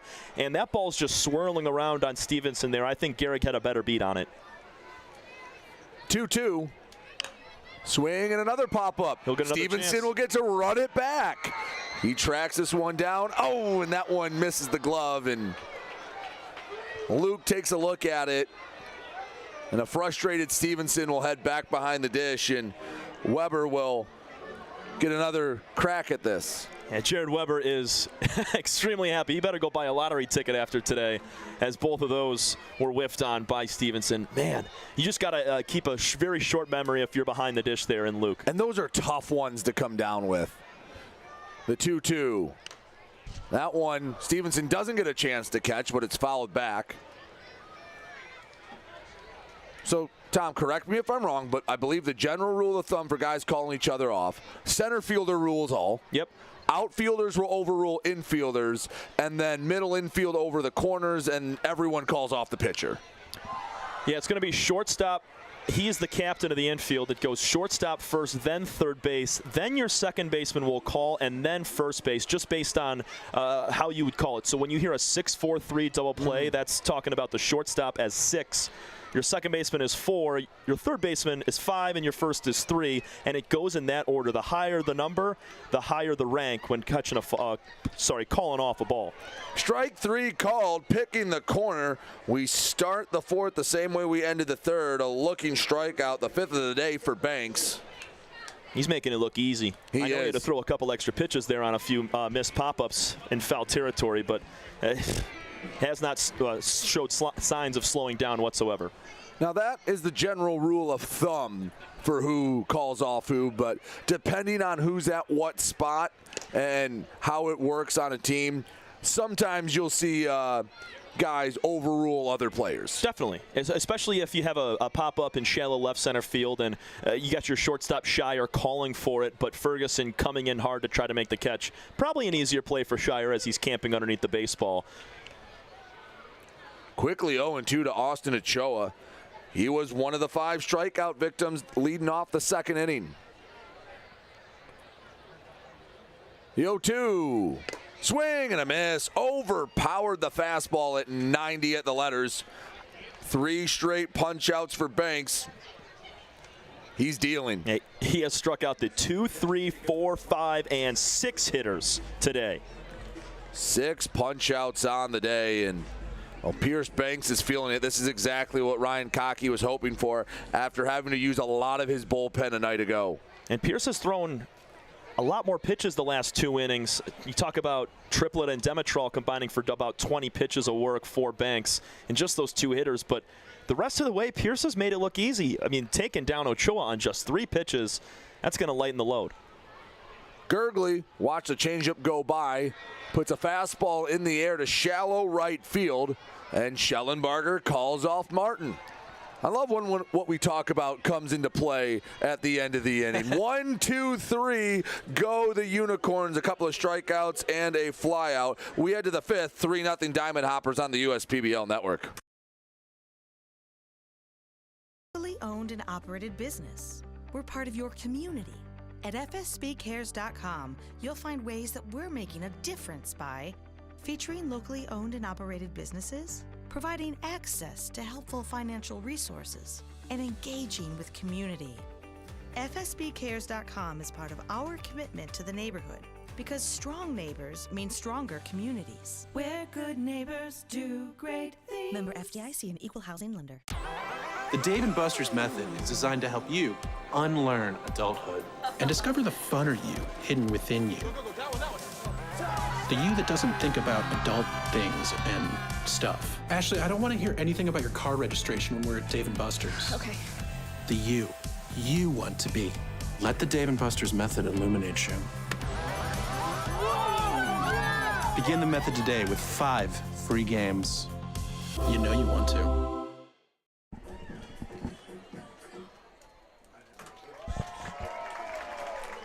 Sun is starting to set over Jimmy John's Field. Temperature's been sitting in the 60s most of the game.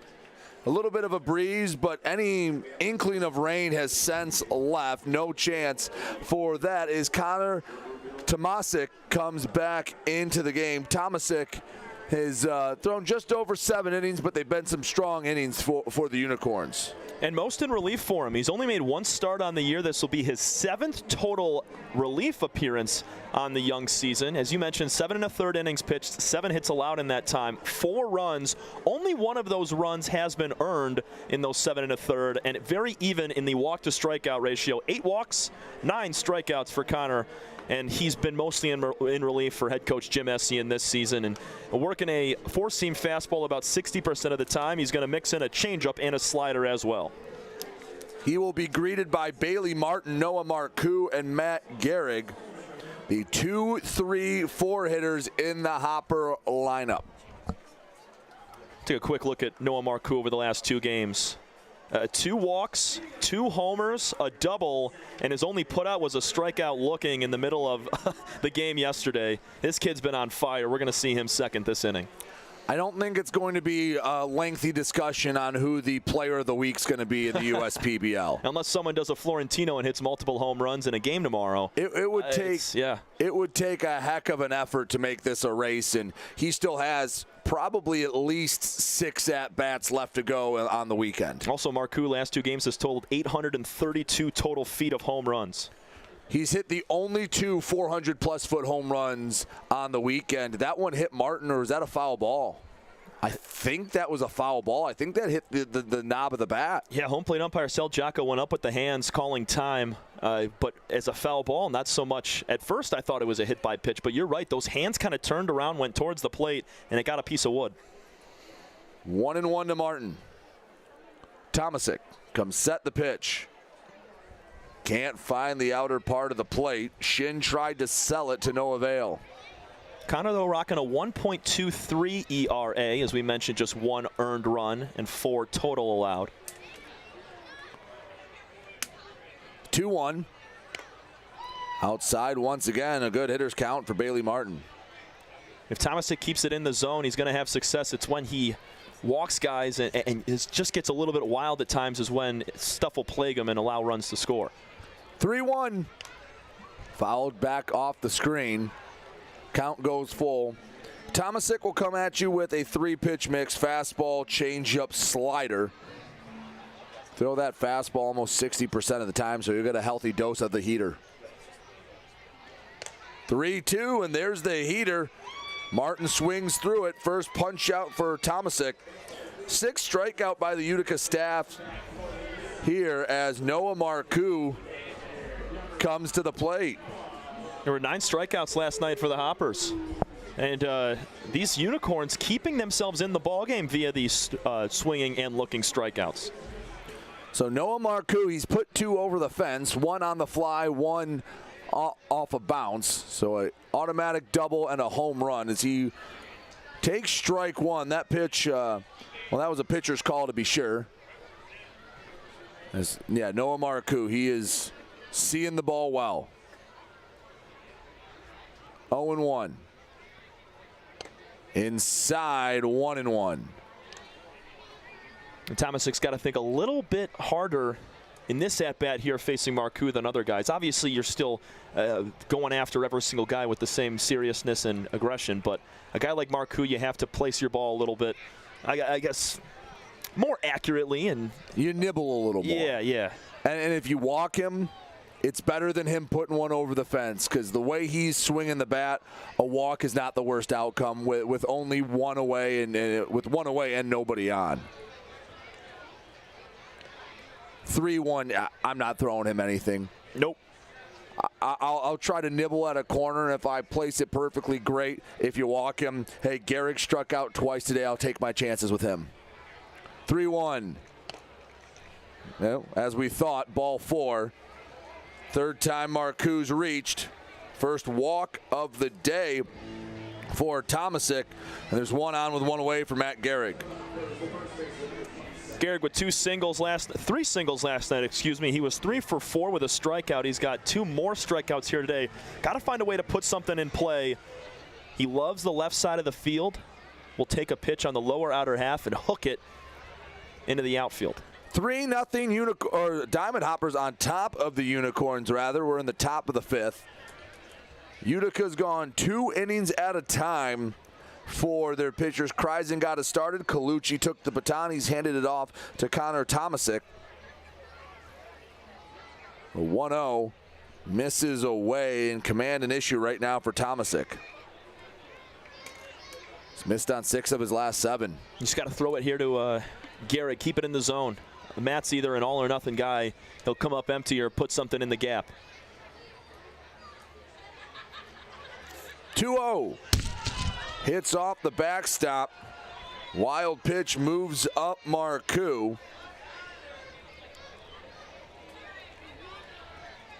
(3-0 to Garrick. Ben Ferguson on deck.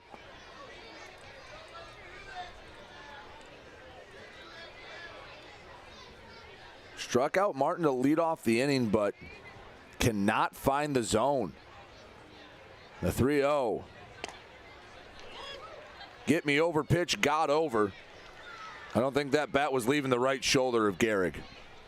I want to try to be a little more patient in this at bat, just like Marcoux was. 3-1. Ball 4. Couple of 5-pitch walks. And there's runners on first and second with one away as Ben Ferguson comes to the plate. Talked about the Mammoths scoring 5 runs late in the ball game via the walks and base on balls coming out of the hands of the Hoppers yesterday. And kind of a similar situation here for Utica, walking back-to-back guys out of the hand of Tomasic. Try to get a rollover ground ball to turn 2. Ground ball would alleviate a lot of stress. Would change the direction of this at-bat. First pitch, it hits Ferguson, and, well, it saves you something on the pitch count, but now the bases are loaded. Doesn't get any easier with Zeb Roos coming to the dish either. Shin comes out to talk with his pitcher, Tomasic, with an arm warming up in the Unicorn bullpen. And he's been moving around a lot. Have to imagine if maybe another walk and it could be a short night for Connor Tomasic. I'd have to agree with you there.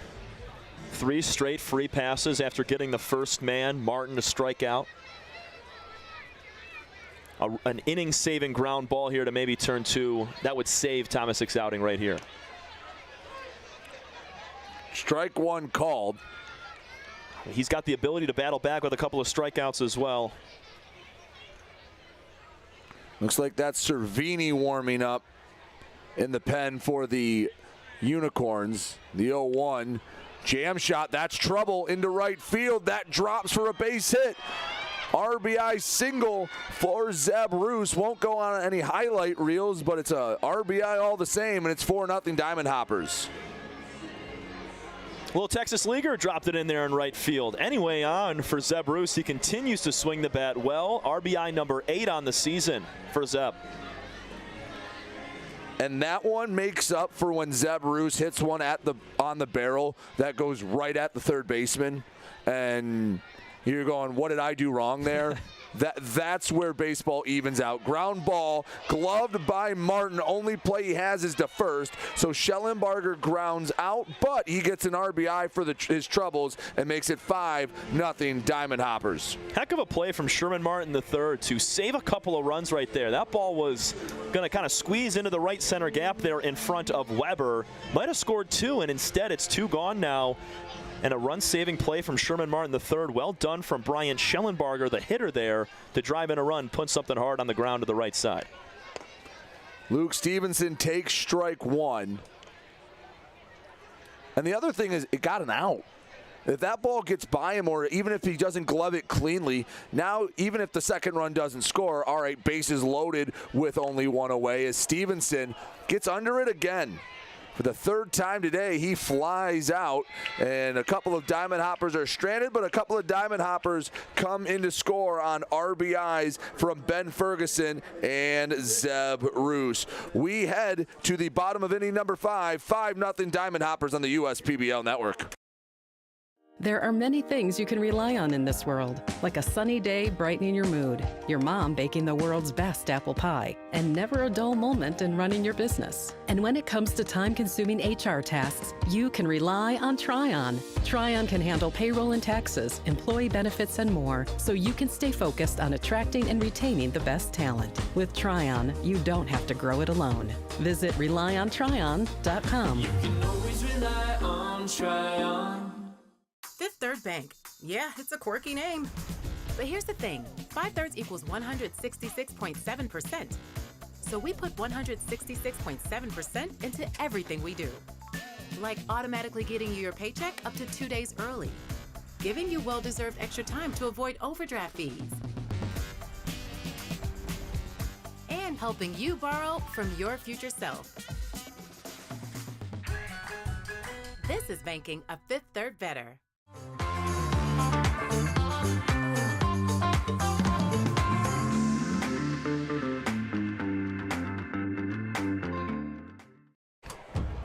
We're for people. Bottom of the 5th. Unicorns now chasing 5. That lead continues to grow. And while the run support for Pierce Banks, he can throw, well, about whatever he wants to. Continue to do your stuff, man. He's got a bunch of strikeouts over the first 4 innings of work. Head coach Ryan Kotke's going to let him go until the wheels fall off. Love what we're seeing out of the hand of Banks, trying to bounce back from a loss yesterday. Hoppers were 6-2, sitting happy in first place, and with the loss, they're now tied for first with the Utica Unicorns. So a win today would put them back ahead of the standings.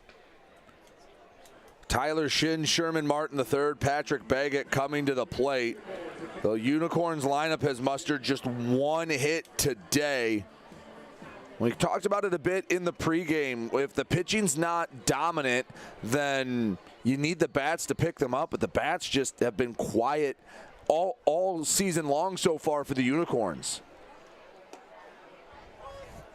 First pitch strike to Shin, 0-1. Yeah, they have 40 runs scored in 68 1/3 innings. Also 71 strikeouts compared to 53 walks on the season total for the Unicorns this year. Very high strikeout team. 6 today, and well, Shin staring down the barrel of number 7 as he's quickly behind 0-2. I mean, it doesn't get easier when you're facing a guy like Pierce Banks. He's addicted to strikeouts. Just spoiled that one. Had him out in front, was able to keep the hands back just long enough and got a piece of it. Count remains 0-2.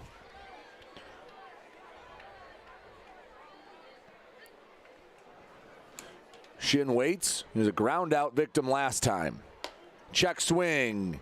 No appeal. I don't think that one was necessary. He held up in plenty of time. I don't know. I think you still ask. Now I agree. If I'm Luke Stevenson, I'm pointing down. I ask every time. Yeah, even if it's a 10% shot, you make the umpire say no. The 1-2. Another foul ball. So Shin is battling, but it just doesn't seem like he's picking the ball up out of the hand very well right now. No, he's getting just a piece. I mean, he timed up that pitch pretty decently, but you're right, underneath the baseball just a little bit, but Banks is throwing it all over from head to toe right now and making Shin really think about this. 1-2. Another foul ball. That was a fastball up near the letters. We'll do the 1-2 pitch again.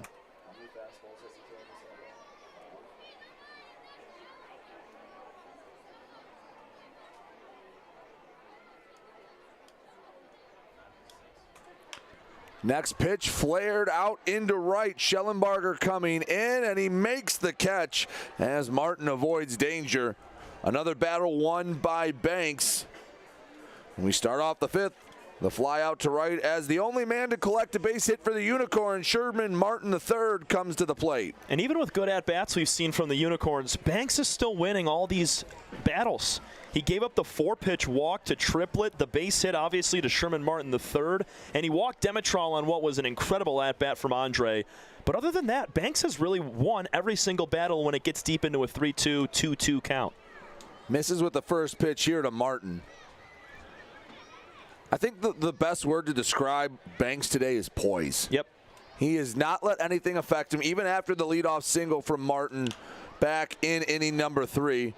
Didn't let it bother him, did walk, put runners on first and second, then got a pop out and a strikeout. Every time he's put a base runner on today, which is only 3, he has got the next man out every single time. 1-1 to Martin. Banks the kick and deal. Misses low and away, 2-1.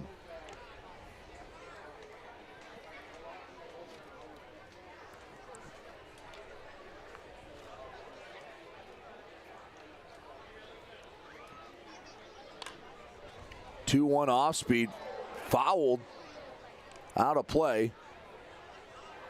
2 balls, 2 strikes. And that just shows the 20-mile-an-hour difference between the fastball and breaking ball there from Banks. Being late on that breaking ball there was Martin. He tried to let up and wait as long as possible. 2-2, and the 91-mile-per-hour fastball overpowers him. put him in the rocking chair, and he gets strikeout number 7 here in the 5th. I couldn't imagine being up there and watching pitches at 20-mile-an-hour difference. That's like having an 11-year-old throw to you and then a minor league baseball player. It's incredible.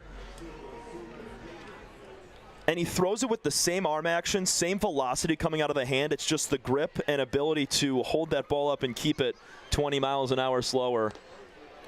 And then he starts off Patrick Baggett with a changeup. As Patrick Baggett, he's had a triple this year. And this is a ballpark that is not very conducive to triples. Really the only spots that are possibilities is if you put it deep into that right center gap, where the deepest part of the ballpark, or you have to put it right into the corner on the right field side. Sends it to center field.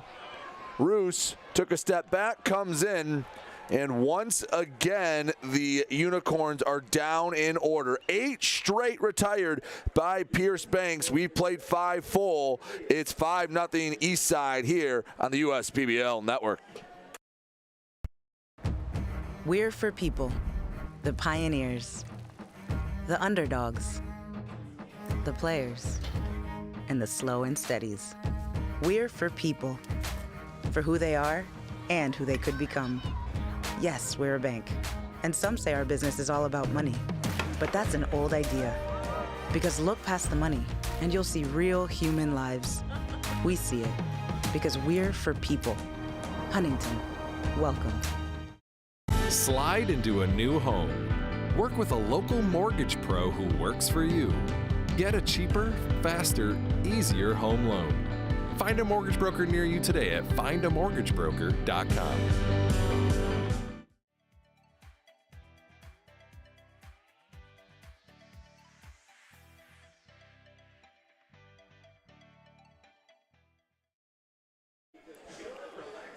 Back here on the USPBL Network, Diamond Hoppers lead at 5-0. Their offense has led the way, and there you see all the leaders for the Eastside Diamond Hoppers. A lot of Noah Marcoux, Blake Van Diver. He's not even in the lineup. He leads the league in stolen bases, and Ben Ferguson, well, he's been pretty solid as well. And that's not including the guys that are 2, 3, or 4 in these categories.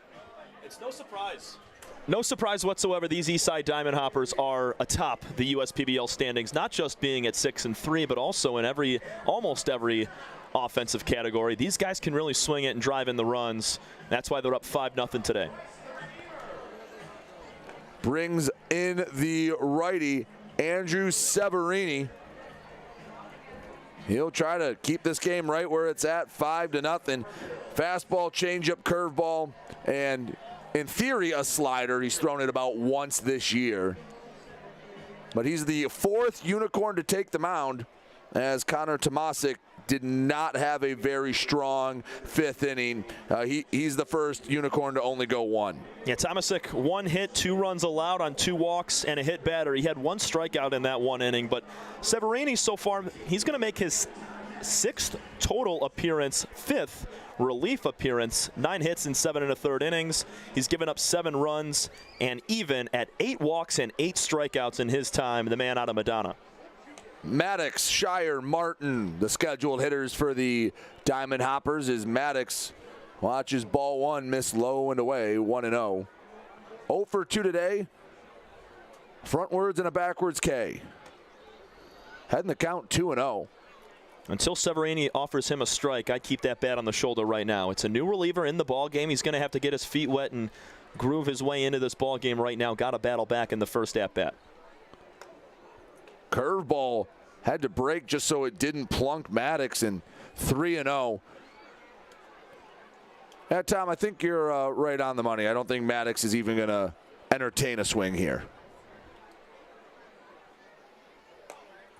Watches strike 1, split the plate, 3-1, and now if you get that same pitch, you're Maddox. You got to try to uncork on that one. Severini, the 3-1, swing and a foul. Pretty similar pitch. That's a fastball.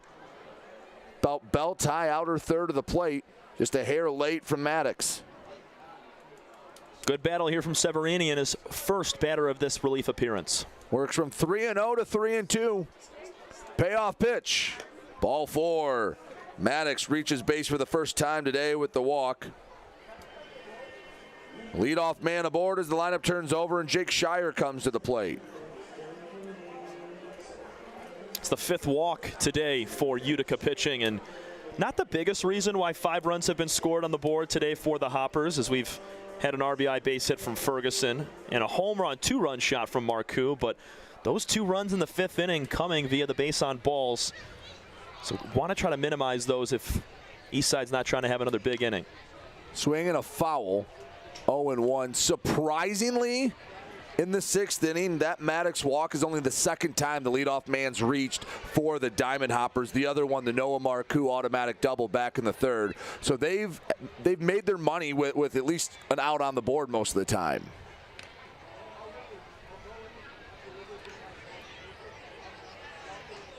Shire 0 for 3, a couple of ground outs and a strikeout. Severini would love a ground ball here. Curveball comes through the front door. 0-2. I don't think Shire liked the call, but what we're seeing up here saying that's a perfect pitch. Beautiful spot there. Just got the right amount of spin to grab the corner.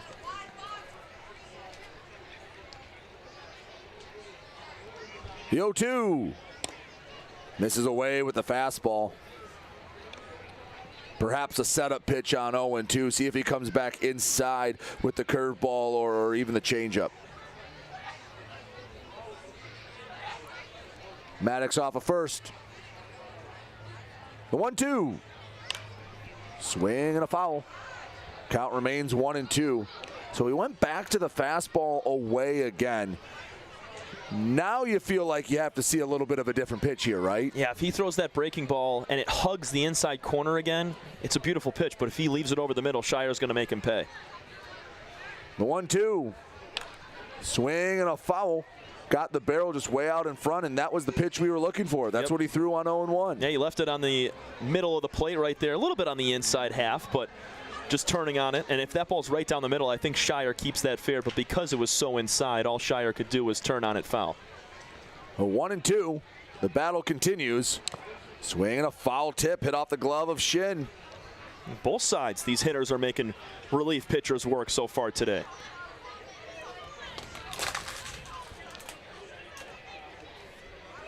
One ball, 2 strikes.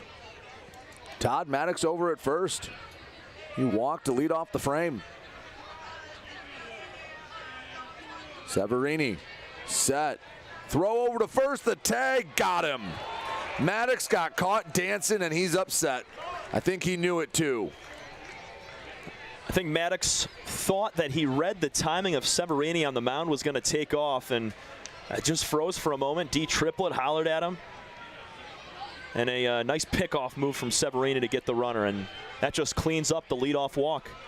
He took almost a secondary lead before the pitch was thrown. The 1-2 wave and a miss, and in the span of about 5 seconds, 2 outs for the Unicorns. Very clutch stuff there from Severini, and he was blessed with that jumping secondary lead from Maddox over there at first. Sometimes you think you have a guy figured out on the mound and he pauses for an extra second in the set, and that can allow you to be picked off.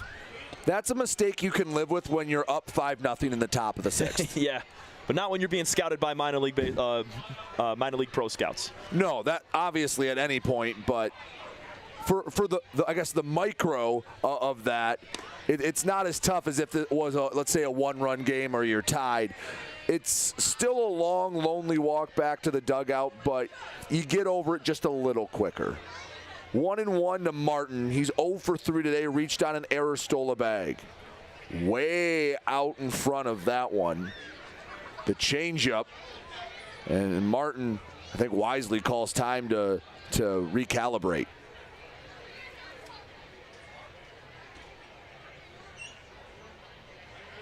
One ball, 2 strikes, nobody on, 2 away. 5-0 here in the 6th. Ball lifted to center field. Smith on his horse, comes in, makes the diving catch. He made it look smooth. He made it look easy, and Severini gets a walk but picks off Maddox. He faces the minimum.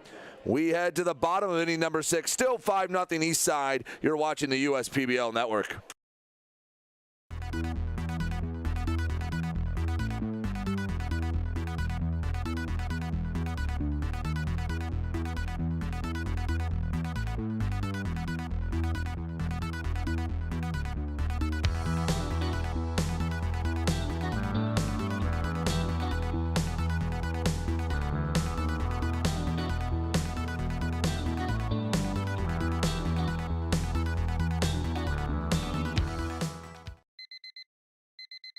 Time doesn't heal all wounds. Hard work, perseverance. And we do. We're fighting cancer with proton therapy. And music therapy. We're turning back the clock on Parkinson's and outsmarting blood clots in seconds. Instead of days. Because this is her time. His time, your time.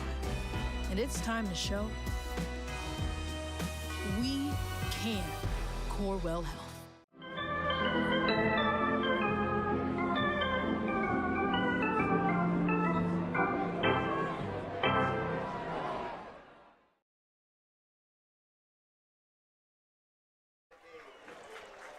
Back here on the USPBL Network, and to the joy of a lot of unicorns out there, Pierce Banks not on the mound. His day is over, and it's Delmas Russ that will relieve him with a 5-0 lead here in the bottom of the 6th inning. And, well, you always like to come in as a reliever and have a 5-run cushion. Yeah, and Delmas with a 111 batting average against, making his 4th total appearance. Going to continue to stay where he has been at all year long with a 3.38 ERA. He's been money for the Hoppers this season. Just 1 hit allowed in 2 2/3 inning. All of that in relief. 2 runs allowed, 7 strikeouts, and 4 walks. Delmas has been awesome at striking guys out. He's only had 1 hiccup of an outing where he walked a pair, and that's really been it for him. He's a big strikeout guy, can find the glove of his catcher, Stevenson, very often. And he's a slider-heavy guy that works in a 4-seam fastball and barely a changeup.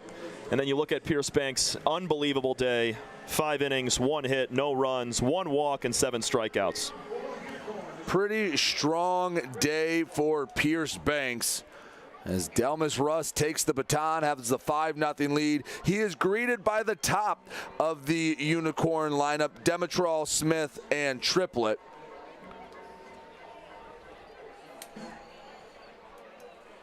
As the tall righty works into the motion. First pitch slider misses away, ball 1. Demetrol, remember, worked that epic at-bat that ended with a walk last time up. That slider, knee-high, splits the plate, 1-1. That's a frisbee out of the hand of Russ. That's a pitch you're going to see a lot of the time, and with that much movement, we're going to see multiple seatbelts from these Utica hitters over the next couple of frames. 1-1. Fastball. Same spot as that slider ended up, gets on him in a hurry, and all Demetrol can do is foul it off. And Andre's going to work himself an at-bat every single time. Let's just see if Delmas can throw this wipeout slider one more time on the outside corner, or maybe a little off the plate, to see if he can get Andre to chase. I was just going to ask, do you put it in the zone, or are you looking for the swing and miss? 1-2. Goes with the slider away. 2 balls, 2 strikes. I think he mixed in a changeup right there on the outer half. Didn't I was look like going to say, he basically only throws the 2 pitches, but he did mix a new one in. That slider, that's a tough take for Demetrol. Stone cold take, and he's rewarded. The count goes full. And that's why he's got 7 walks. Such a great eye. So the reason we were a bit surprised by the changeup, he throws it about 3% of the time. So that might be the only one we see today. Swing and a tapper to second. Martin charges, gloves, flips, and Demetrol retired. Second time he's grounded out to the second baseman Martin today, and there is 1 away here in the 6th for Joe Smith. Everything I've seen off the bat of Andre Demetrol has been to that right side. Surprised they don't have shortstop Jake Shire playing up the middle in Roverland, shading on that right side. Demetrol's just an inside-out type of guy. He's always going to work a good at-bat. But now it's uphill climbing the rest of the way for the Unicorns. As this is, you talked about it last inning, another make-or-break inning for these Utica Unicorns. And with that ground out, it makes it one full time through the order that this Diamond Hopper staff has worked through. Last batter to reach was the Demetrol walk back in the third. So 9 straight Unicorns retired. Joe Smith looking to reach 0 for 2 today. The 1-0 picked out of the dirt by Stevenson. 2 balls, no strikes.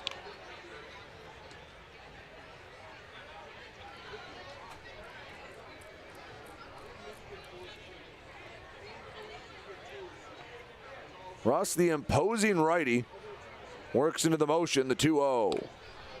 Misses away, 3-0. That's where we see Delmas get into trouble. He's very good at locating that slider when he wants to throw it for a strike, but the fastball sometimes he can kind of pull around his body and send it into the left-handed side and away from a right-handed hitter.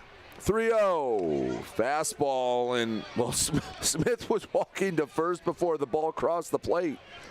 Yeah, that was dotted lower inside corner, not the spot that Smith was thinking that was going to be, and he definitely thought it had a little more arm side run in for a ball. 3-1, wave and a miss at a wipeout slider. Up here telling us that broke 21 inches, so nearly 2 feet of break from that slider.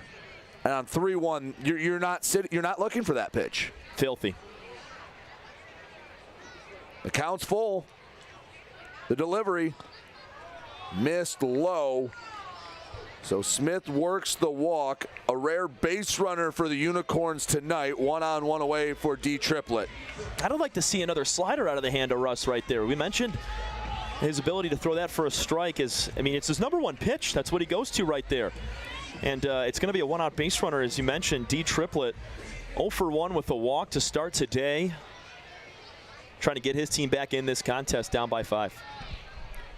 Very short lead for Smith over at first. Russ out of the stretch, the kick and the deal. Called strike on that low outside corner.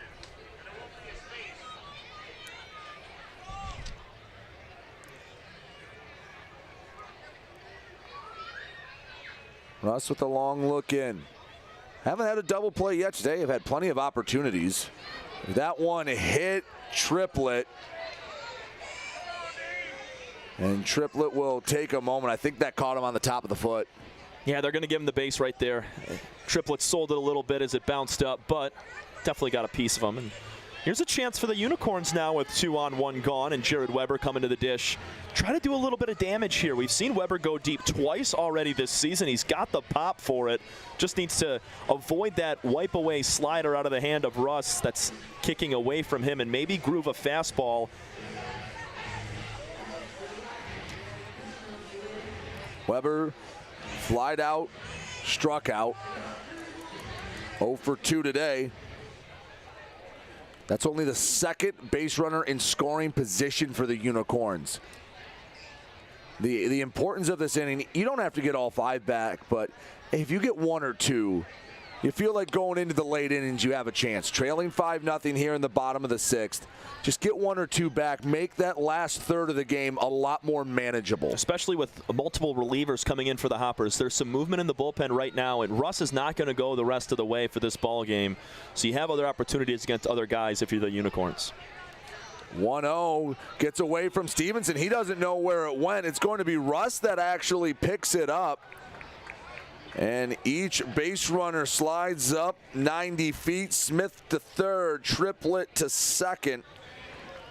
And they're sitting right there. An RBI opportunity on a platter for Jared Weber. Doesn't even need a base hit now to get a run across. Nope, ground ball up the middle is going to do a job to second or shortstop.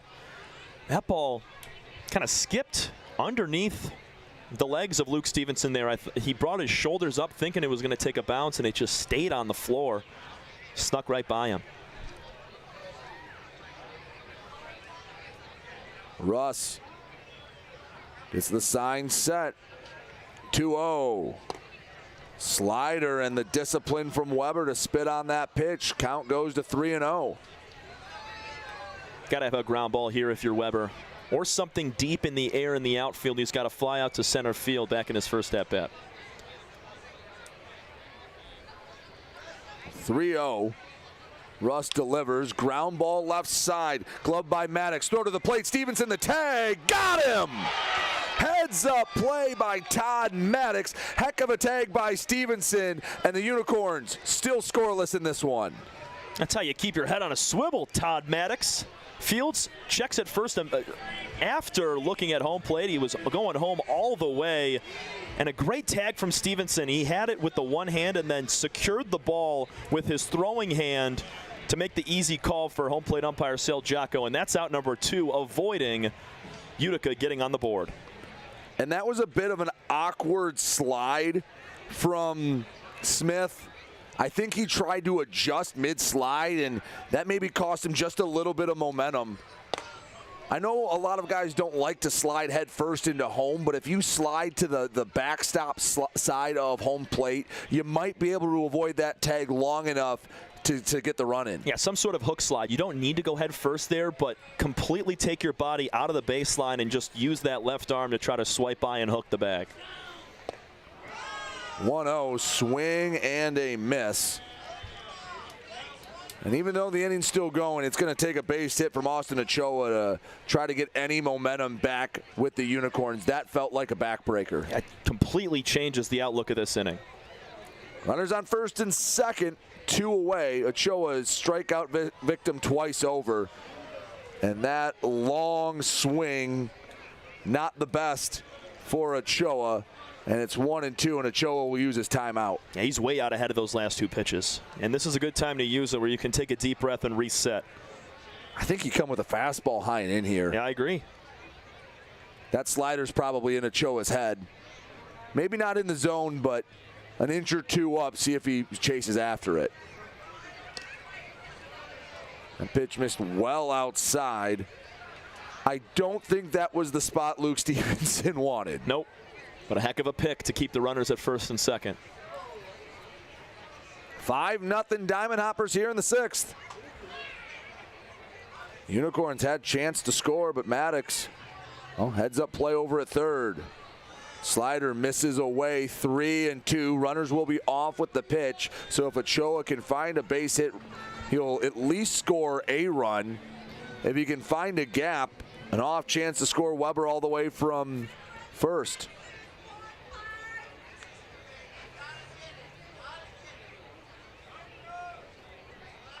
Russ settles the 3-2. Swing and a Q-tip foul. If he dragged the bat to home plate, that's a swing and a miss. He got the very last piece of that bat on it, and he'll live to see another pitch.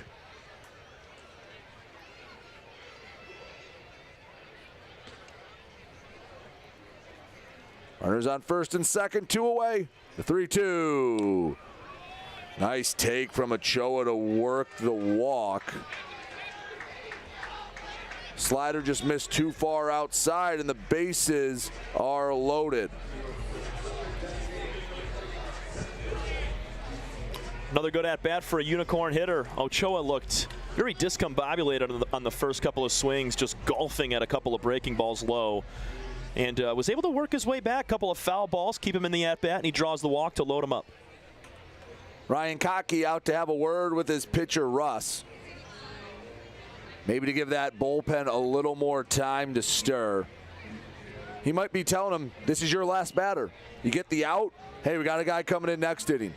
He gets on base, we got a guy coming in to relieve you. So this is your last batter, good, bad, or indifferent for the result, and go get him. Attack with no fear. Last lefty that Delmas Russ has faced was D. Triplett. He hit him on the second pitch on a slider away. That's where the ball runs for Delmas Russ on both the fastball and slider. So if you're Gurgly, stand in there and take one, big fella, if he hits you. Gurgly 0 for 2 today, a strikeout, a fly out on the line.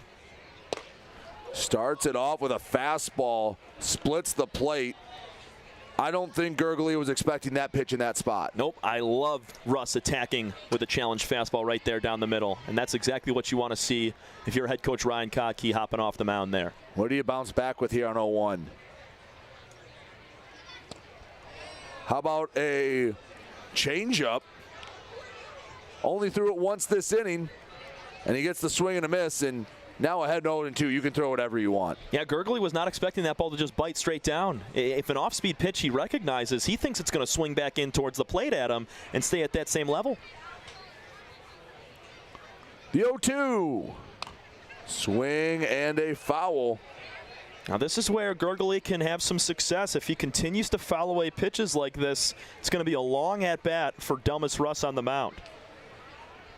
We just saw it last batter with Ochoa. Bases are loaded, 2 away. Unicorns can get back in the game with the base hit. Russ trying to keep a 0 up on the scoreboard. The 0-2. Way outside with a fastball. 1 ball, 2 strikes. That's where Russ has found some issues. When he's looking for the swing and miss, he's just missing too far outside. They're just not competitive pitches. Nope. I like the slider low and in at the feet here, swinging back in towards the back leg of Gurgley on the left side. 1-2. Swing and a pop-up. Maddox heads over, makes the catch, and the Unicorns strand the bases loaded. Heads up play from Maddox to gun down a runner at the plate, and it's still 5-0 Diamond Hoppers here on the USPBL Network.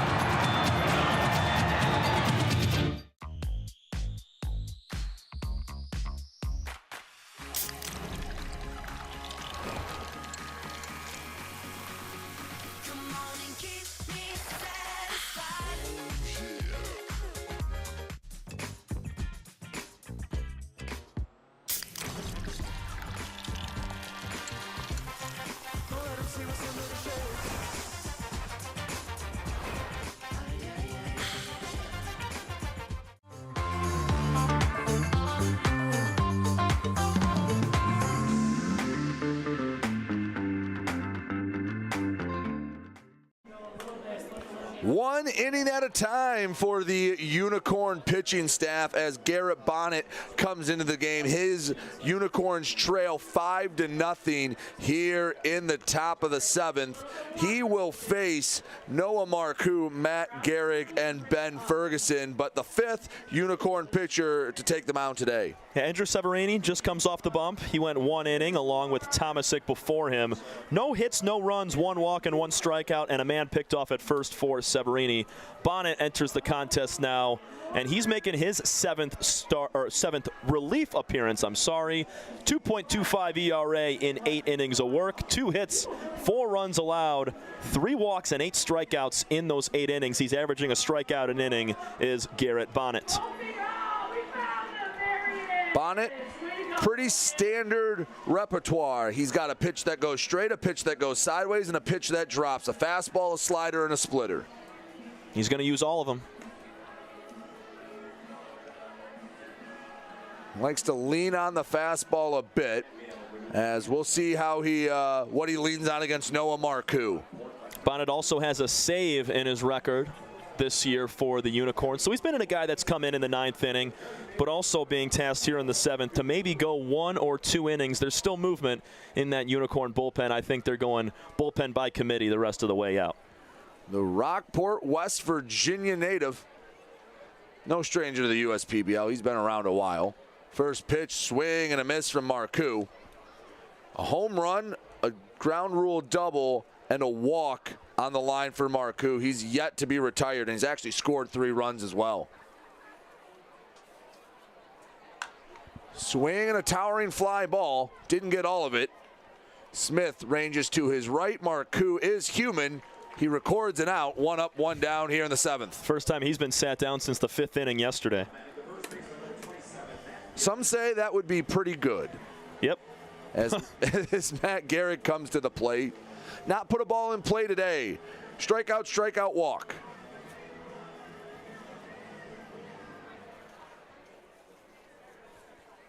So Bonnet made quick work of Marcoux. Slider misses low and away.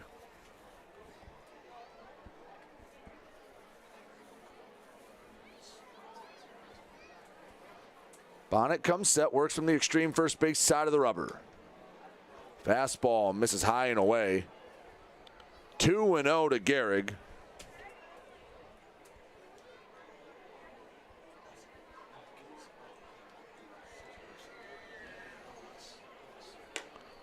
Nothing fastball and misses 3-0. So after retiring Marcoux rather quickly, falls behind to Gehrig 3-0.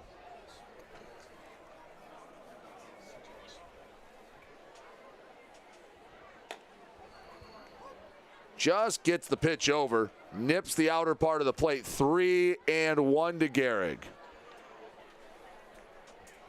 So Bonnet trying to feign the walk in relief. The 3-1. Can't find the zone. 5-pitch walk to Gehrig. He's reached base a couple of times in a row with the base on balls. Ben Ferguson comes to the plate. He's yet to be retired as well. 2 singles and a hit by pitch. That's the 4th walk since the beginning of the 5th inning for Utica pitching. That's how a lot of base runners have reached here for these Hoppers. I know they've had some big swings. Marcoux with a double. Ferguson singled. So did Zeb Roos. But a lot of walks, too.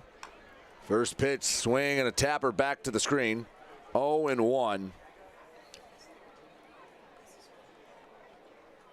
And 5 runs on just 5 hits. No errors for the Diamond Hoppers. No runs, 1 hit, 2 errors for the Unicorns. The errors and walks they've compounded for the Unicorns today. Swing and a miss at a splitter. That one dropped off the table. Yeah, money pitch there from Garrett Bonnet. As you talked about, he's got a pitch going every single direction. And right there, put it back into the dirt. Ferguson was fooled. 0-2. Bonnet set the pitch. Misses high and away, 1-2. Runner on first, Matt Garrick. He worked the 1-out walk. The last of whatever natural light is here is starting to dissipate over the horizon. Lights on in full force, which has been a pretty full Jimmy John's Field all night long. The crowd has stayed around. Been enjoying this one. 1-2. Swing and a foul tip. Did not get a lot of it, got enough to stay alive. It's been the name of the game today. On those 2-strike foul balls staying alive, Barry Gibbs style for a lot of these hitters. Bonnet set. The 1-2. Missed low. Try to get that same swing and a miss on a splitter. Better discipline from Ferguson. The only guy we've seen win these type of battles is Pierce Banks all day long between all 7 pitchers. Battle continues. The 2-2. Inside, fastball on the hands. Count runs full, 3-2. We saw Russ lose a couple guys. Tomasic did as well.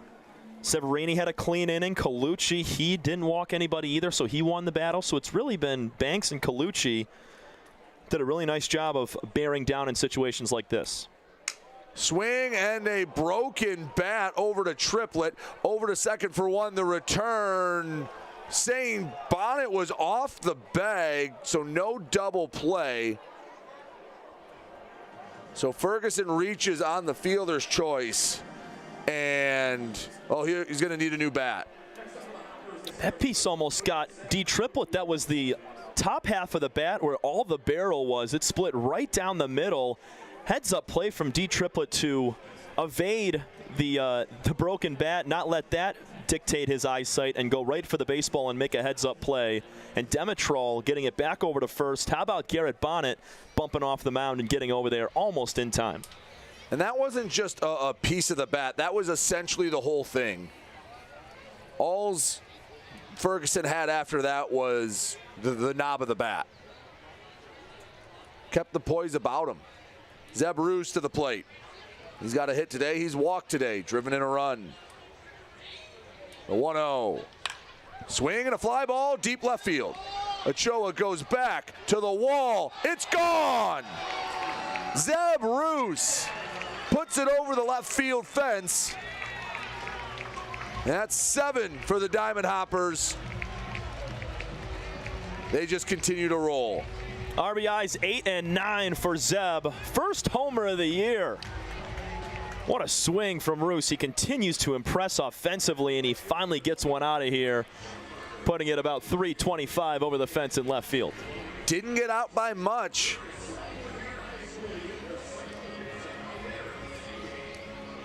Counts all the same. 3 RBIs on the day for Roos. As Schellenbarger pops up the first pitch he sees. Bonnet gets out of the inning, but not before Zeb Roos goes yard to make it 7-0. Diamond Hoppers in control of this one. We played 6.5. That means it's stretch time. Let's send it to Take Me Out to the Ball Game, presented by Genesis Credit Union.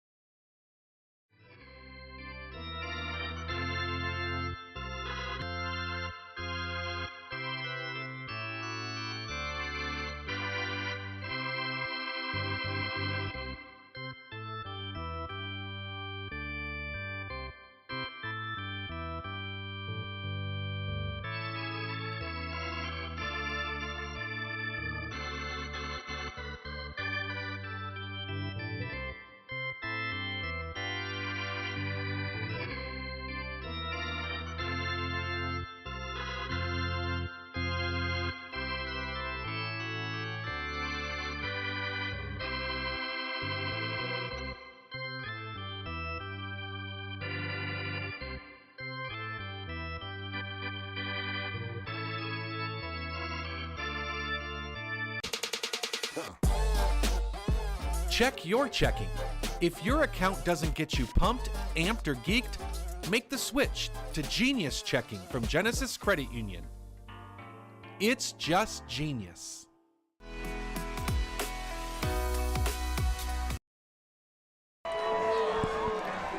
Garrett Bonnet enters onto the bump for the Eastside Diamond Hoppers. Brown making his just 4th appearance of the year, all in relief. 3 2/3 inning pitched, 1 hit, no runs allowed. He's got a 0.00 ERA, 5 strikeouts and 4 walks, a 7-run lead for Eastside, and Brown is called on to take care of potentially the last 6 outs of the ball game. And has to settle the nerves a little bit after any nerves possible with that Zeb Roos home run. Make it 7-0. That's a pretty nice cushion for the Diamond Hoppers. And Delmas Russ, he worked himself out of a jam, walked 2, hit 1, no strikeouts, no hits allowed in that 1 inning of work, and he keeps the Unicorns at a 0. Well, Garrett Brown come at you with a fastball and a slider. Once in a while, he'll work in the curveball as you see the numbers in very limited action. We'll see how long they try to stretch out Brown. Remember, this same matchup will be back here Sunday. Tomorrow, it's the 2 teams not playing today, the Beavers and the Mammoths, and a Saturday doubleheader here at Jimmy John's Field.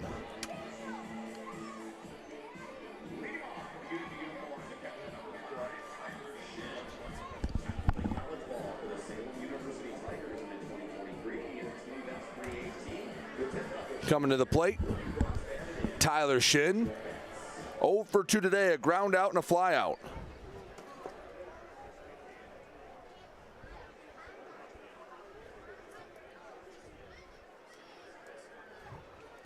First pitch to Shin. Called strike, inner part of the plate.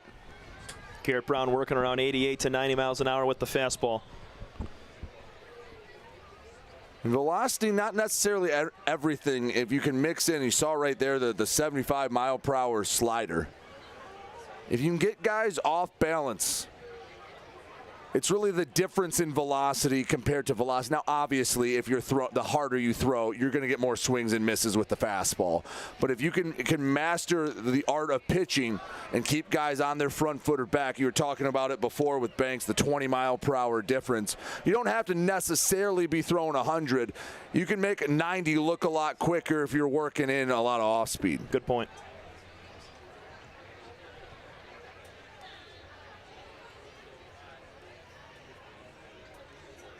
One and two. Swing and a foul.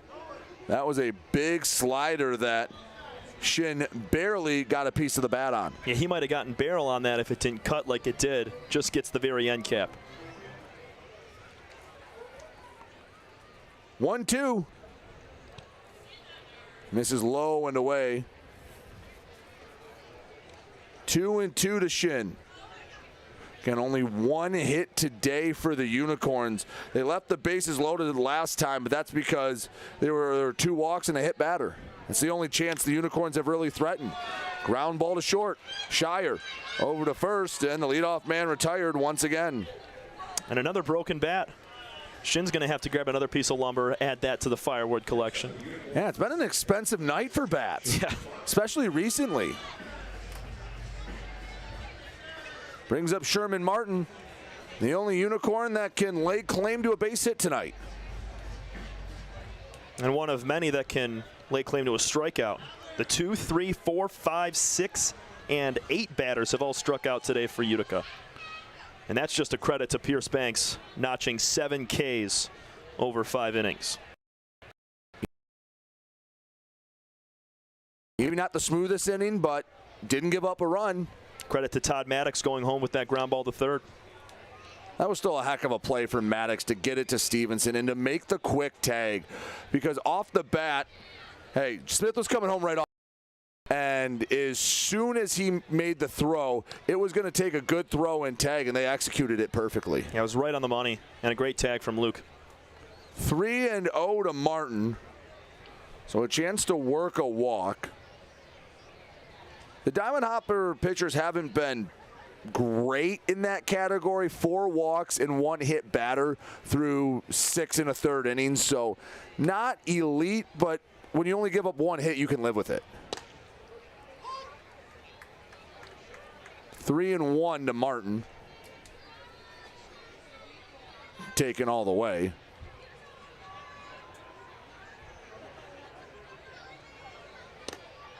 Next pitch, can't find the zone, rung too high up the ladder, and it's a 1-out walk as Patrick Baggett comes to the plate.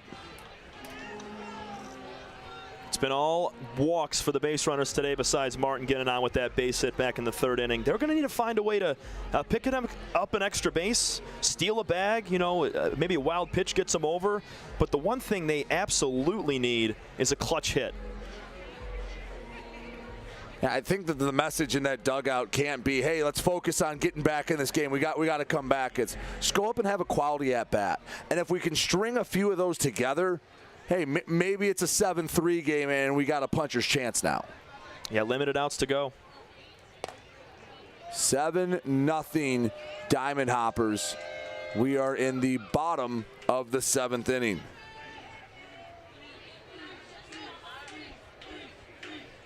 Brown.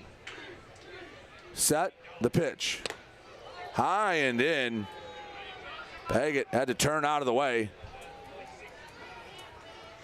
After the ground out to Shin, Brown's missed on 6 of his next 7.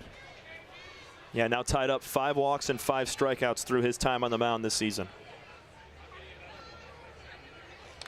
Swinging a foul straight back.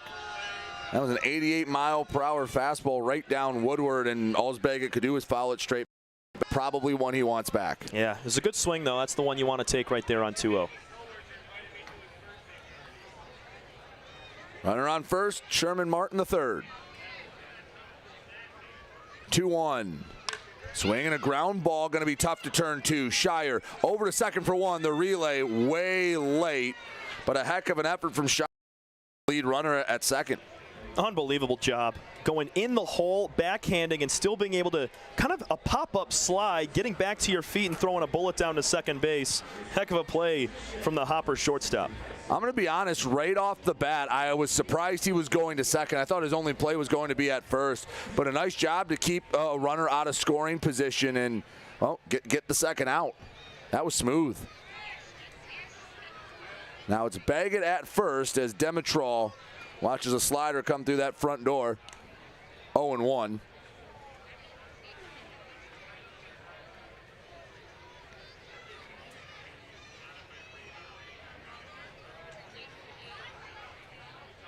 Brown holding, pitch. That one right on the hip of Dimitrov. You don't like to get hit, but you'd rather get hit with a 76-mile-per-hour slider than a fastball high and in. Great point. Never want to catch that number. But it caught a piece of meat. You know, he'll be all right. Maybe a little black and blue bruise. Just continues to up his on-base percentage. Second time Dimitrov's reached. So another runner in scoring position for the Unicorns, second straight inning. Still have only recorded the one hit.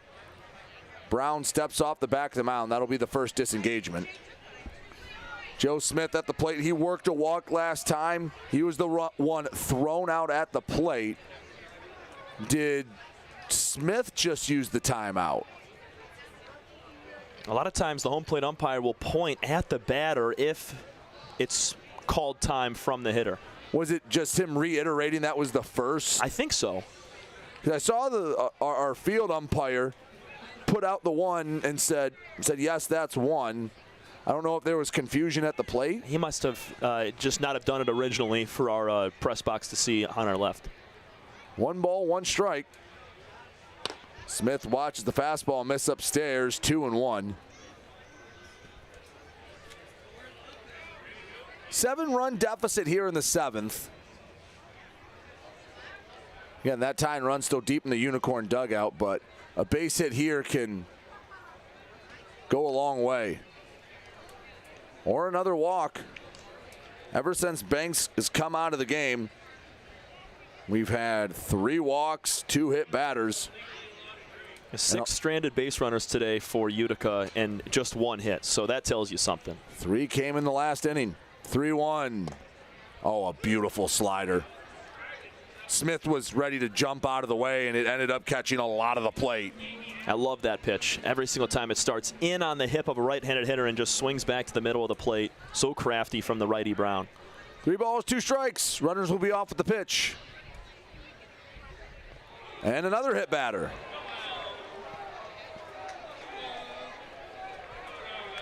Bases are loaded, and here comes Ryan Cockey. I mean, if you're going to hit someone, just do it on the first pitch. I agree. Save the pitch count there. Like, don't work the battle and then, because it's very anticlimactic when the 3-2 pitch, you're waiting, you're leaning in on the edge of your seat a little bit and plugged. Yep, 3-2 to Sherman Martin was a ball. The 3-2 to Joe Smith was a hit by pitch. We've seen it a bunch today. That payoff pitch has not really paid off.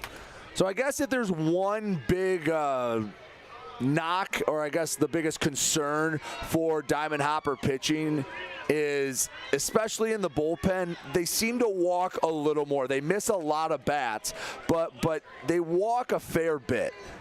They definitely do. You're looking at 40 strikeouts coming into today for Diamond Hopper pitching, and that's in 60 innings, I'm sorry. So it's not at the very bottom of the rung. There's other teams that have a much higher walk rate. Over here with the Unicorns, they're at 53 walks in 68 innings. So both teams kind of plagued with the walk, but right now affecting the Diamond Hoppers. Throw to third, and Maddox just had to glove it so it wouldn't go into left field. The Beavers have been a team that has been plagued with the free pass bug. A lot of these guys that get the swing and miss, sometimes the trade-off is they're a little erratic, effectively wild. A lot of walks and strikeouts we're seeing too, yeah. 2-0. Not a bad pitch, but it's ball 3. I thought that caught just a tad bit of the corner there, but Triplett sold it hard by kind of bouncing out of the way there, sliding his feet backwards. And something we've talked about before in the broadcast. I think Stevenson set up away, so he had to come back across. Hard to sell it. Swinging at the 3-0. I mean, that's a 86-mile-per-hour fastball, middle. I love these guys still attacking 3-0 pitches. I know that's not the most popular thing to do in baseball, especially with the bases loaded and 2 outs, but you're here in this league to hit and to show your power here. D. Triplett went after it. RBI for D. Triplett. And the Unicorns getting a round of applause here at Jimmy John's Field as they finally push across their first run of the game. 2 hit batters and 2 walks in the inning for Garrett Brown. That is how the Unicorns have had any success today whatsoever. 7 total base runners now over the last 2 innings, all on the free pass. First pitch to Weber, misses up and in. Looks a lot like our 8th inning yesterday with Hopper pitching with 3 walks and 2 hit batters. The 1-0 called strike. 1 ball, 1 strike.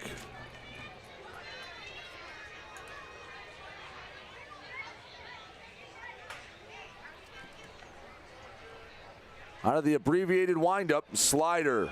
Called strike, brings it to 1-2.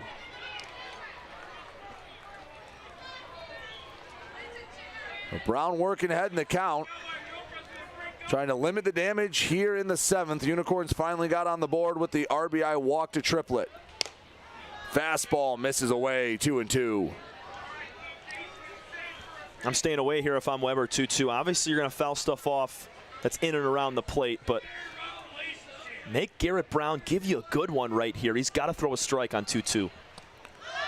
Check swing, no swing, and the count runs full. Runners will be off with the pitch, so an RBI chance for Weber. Ground ball through, likely scores 2. Gap shot likely clears the bases. 3rd full count of the day for Brown. He's walked 1 and hit 1. Swing and a fly ball left field. Shallow left field. Maddox into foul ground, brings it in for the 3rd and final out. 1 run comes in to score on the walk to Triplett, but nothing more. Brown averts a disaster, and it's 7-1 Diamond Hoppers as we head to the 8th on the US PBL Network.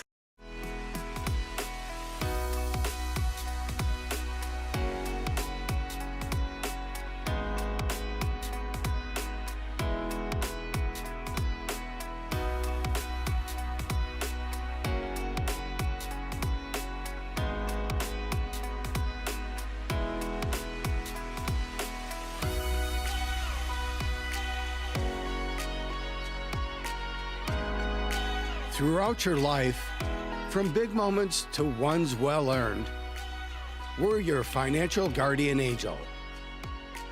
Alliance Catholic Credit Union.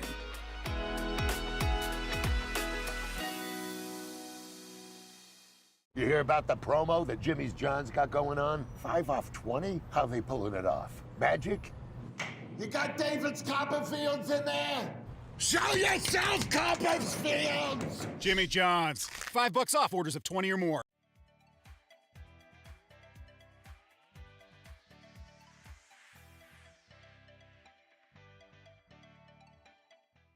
I'm going to be stalling hard.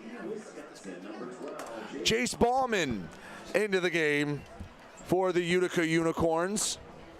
Again, it's inching along for the Unicorns pitching staff. The 6th different pitcher used by Jim Essian's squad as Ballman comes into the game. Ballman, 7 total appearance, 6th in relief. He's rocking a 2.08 ERA in 8 2/3 innings. 7 hits allowed, 5 runs, 2 of them earned, 10 strikeouts, and 4 walks on the year for Jace.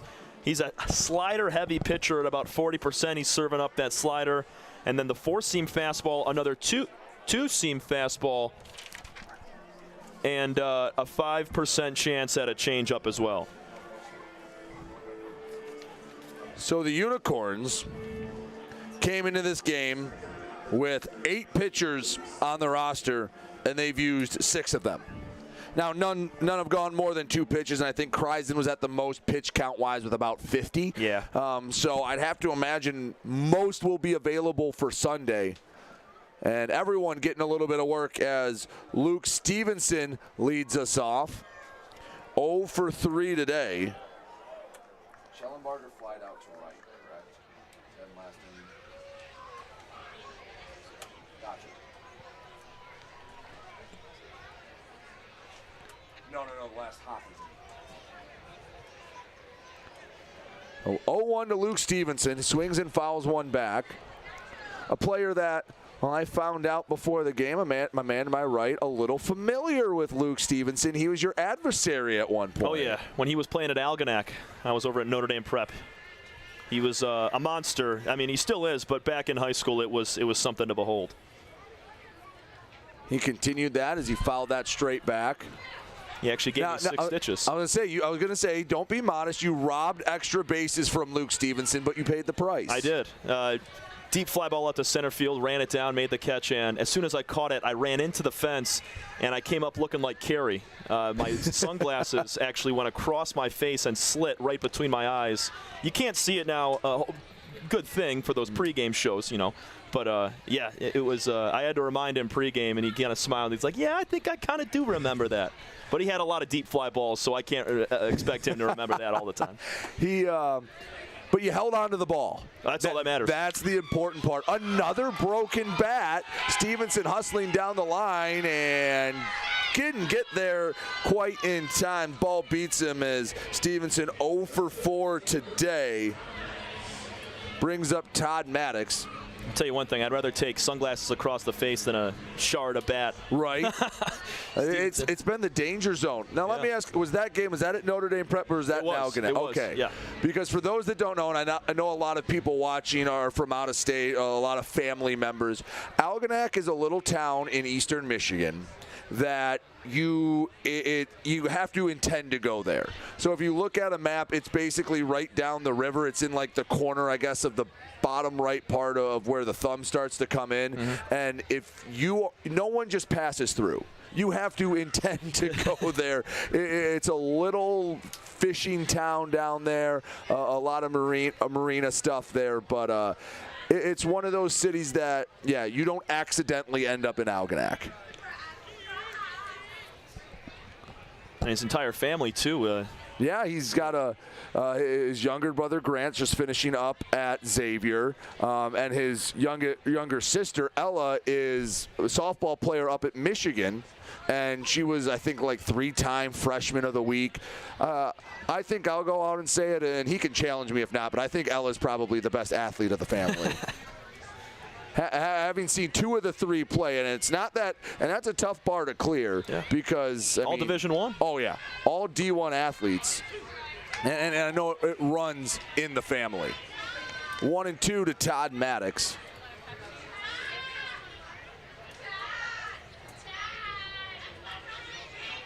Todd Maddox, he's from Winsboro, South Carolina. I don't have any anecdotes on Winsboro. I can say the same. I got nothing. Yeah, it's and I also have nothing on Francis Marion University either. I apologize to Todd. He made a heck of a play, gunning Smith out at home, but don't have. I'm not well versed in South Carolina geography.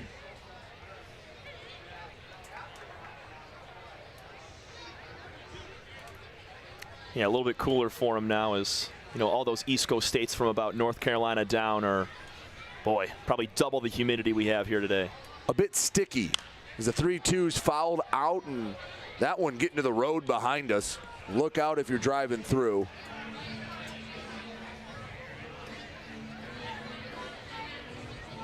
Well, 3 balls and 2 strikes. Ballman in his first inning of relief. 3-2. Swinging a hard hit ball foul down that first base line.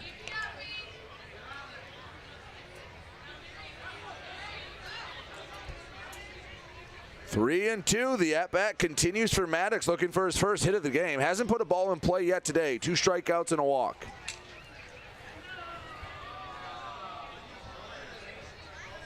(3-2). Puts it in play, high in the air to center field, and he gets a hit. Smith, Martin, and Weber all kind of looked at each other and said, I thought you had it. And Todd Maddox will say, thank you very much. That's a single with 1 away. He'll take the hit there, but a little bit of an asterisk in my book, only because there's communication issues in shallow right center field. And Brady, we hit on this earlier. There's communication that has to be had between Weber, the right fielder, and Martin, the third there. I know it's probably an easier play there for Weber, but he was coming in a long way, and Martin kind of gave up on it, thinking and assuming that Weber was going to come in and make that catch. Brings up Jake Shire. 6'3", 200-pound Columbus, Ohio native. Now, I am a little more familiar with Columbus out of Tiffin, and I actually know a little bit about Tiffin. Played against them in college. They had a quarterback named Antonio Pipkin that ended up going to the CFL. Huh. I felt very unathletic around him. There's a reason why I ended up in the broadcast booth. Fly ball deep center field. Smith goes back. Brings it in at the track, so a long fly ball for out number 2, as Shire now 0 for 5 on the day. You know Tiffin's nickname, by the way? The Dragon. Yes, sir. Yes. Perfect. That's a good quiz I like to do whenever I'm on a broadcast in a situation like Tiffin this. used to be in the GLIAC. I went to school at Wayne State in Detroit, and yeah, we had to play Tiffin a few times. Actually, they're on Wayne State's schedule this year. I get to see them again, but yeah, they you find out real quick and you get humbled when you see guys and you go, oh, that's what a professional athlete looks like. And meanwhile, I'm going, I'm really focused on my degree here. I know I ain't going past college ball. And that was one of those moments. I know he played in the CFL for a little bit. I haven't looked up anything since. But, yeah, that was that's a humbling experience. Bailey Martin at the plate. Independence, Kentucky native. He's down in the count 1-2. 5th total at bat for him today. He might even get a 6th in the 9th, depending on how the rest of this inning goes. Nice job on the mound from Jace Ballman. He's throwing strikes right now. It's what we like to see. 1-2. Check swing, tapper back to the mound. Ballman ranges to his right, over to first, and the 1-out single does not hurt the Unicorns. We head to the bottom of the 8th, 7-1 Diamond Hoppers here on the USPBL Network. The Dave & Buster's method is designed to help you unlearn adulthood and discover the funner you hidden within you. The you that doesn't think about adult things and stuff. Ashley, I don't want to hear anything about your car registration when we're at Dave & Buster's. Okay. The you want to be. Let the Dave & Buster's method illuminate you. Begin the method today with 5 free games. You know you want to. Fifth Third Extra Time helps you do you better. So kick back and relax. You have extra time to avoid overdraft fees. Fifth Third Extra Time. This is banking a Fifth Third better. We're the financial champion of Michiganders. Whether you're a goal getter or dream chaser, an empty nester or up-and-comer, anyone in Michigan can bank with us. Michigan Schools and Government Credit Union. Back here on the USPBL Network, during the break, we got the announcement that the 2.5-hour time limit was put into effect. So this is the final inning of the game. So for those unaware, once we get about to 2.5 hours, it will be they can call the game and say this will be the last inning. So it's going to have to be there'll have to be 6 runs scored rather for the Utica Unicorns.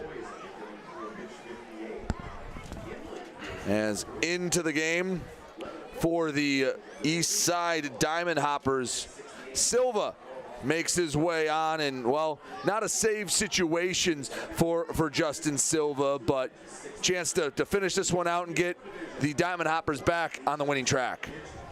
And Silva's making his third appearance. Just 2 innings pitched so far this year. 2 strikeouts compared to 4 walks on the season for Justin, a 4.5 ERA.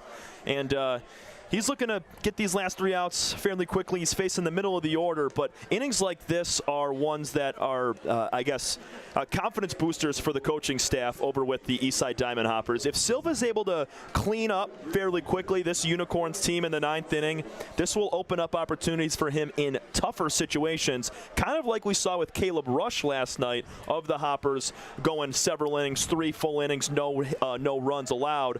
And a situation like this for Silva, he's just trying to get some work in and keep the walks and the walks to a minimums and the strikeouts high. Austin Ochoa, Seth Gurgley, and Tyler Shin stand between Justin Silva and the Diamond Hoppers win. Didn't even mean to rhyme there, and it just kind of happened. I don't have that kind of foresight. You didn't go to that Michigan Central Station concert with Eminem yesterday? I did not head down there. I saw they had that thing locked down. There was a lot down there at the old train station in Detroit. I'm glad they're doing that. It's a really cool piece of history in downtown Detroit. And again, I know there's some people out there that might not have a blues clue what we're talking about, but if you look it up, it's a pretty neat piece of history in downtown. Just Google Michigan Central Station, and you'll see a lot going on there. They had some big names down there. 0-1 to Ochoa. Well, since we did it for the top half of the innings, they're looking at Luke Stevenson. Did he call time? There's some of our camera people hard at work. He's got, yep, there's another wave. I like the first wave better. That was more formal, as if riding through downtown on a parade. A little better in that regard. The Pope wave. Yes. I usually like to go the like princess or the Miss America wave. Wrist turn. Yeah, the little wrist turn. Very, very formal. Shout out Vance Harvey over there on the third base side. 2-1 to Ochoa. And we did it for the Diamond Hoppers, so we'll do it for the Unicorns as well. Austin Ochoa, he hails from, and I apologize if I mess this up, Refugio, Texas. I'm going to guess that's how it goes. Played at both UTSA and UT at Tyler. So well-traveled around the state of Texas. I have nothing on Refugio, Texas. I'm with you. I don't know if we said that right. I'm pretty sure it's correct. We have some pretty good pronunciation skills, I'd say. If not, there's some that throw you off, as Ochoa draws the walk. So yet another walk plaguing this Diamond Hopper bullpen. As Seth Gurgley comes to the plate, 0 for 3 today.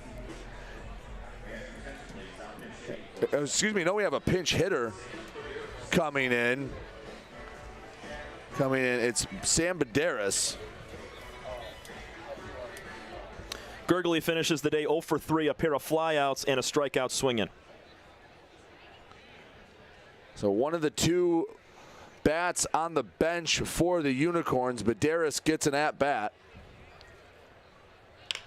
And he turns over the first pitch he sees. Fair ball down the third base line. Throws over to first. And they take the sure out. Moves Ochoa up to second. But Badaris, he pinch hits. He was waiting all night. And, well, he comes to the plate and grounds out on the first pitch he sees. That's a nice play by Todd Maddox at third base. Kind of an underhand flip, a do-or-die type bunt play you'd see there from Maddox with the underhand flip. But a nice throw. He made that look real easy. And now the other man on the Unicorn bench, Alex Crump, will come in to hit. So I do know a little more about Alex Crump from Grand Rapids. Now that's cheating a little bit. It's in state, so makes it a little easier, and it's a pretty big town. Went to Murray State. Runner on second, 1 away for Crump. Silva. Check, swing, foul ball. We've seen about half a dozen of those today, whether they've been in play or foul balls. I know it's just, I think the decision-making up at the plate has just been a little weary at times. Guys thinking about pulling the trigger and then holding up halfway through. That pitch, a little extra movement from Silva, and I think that's why Crump tried to hold up. I don't know if it's hard to get the read out of the hand or what it might be, but a lot of indecisiveness from batters today, really on both sides. So a couple put in play as well. 1-2.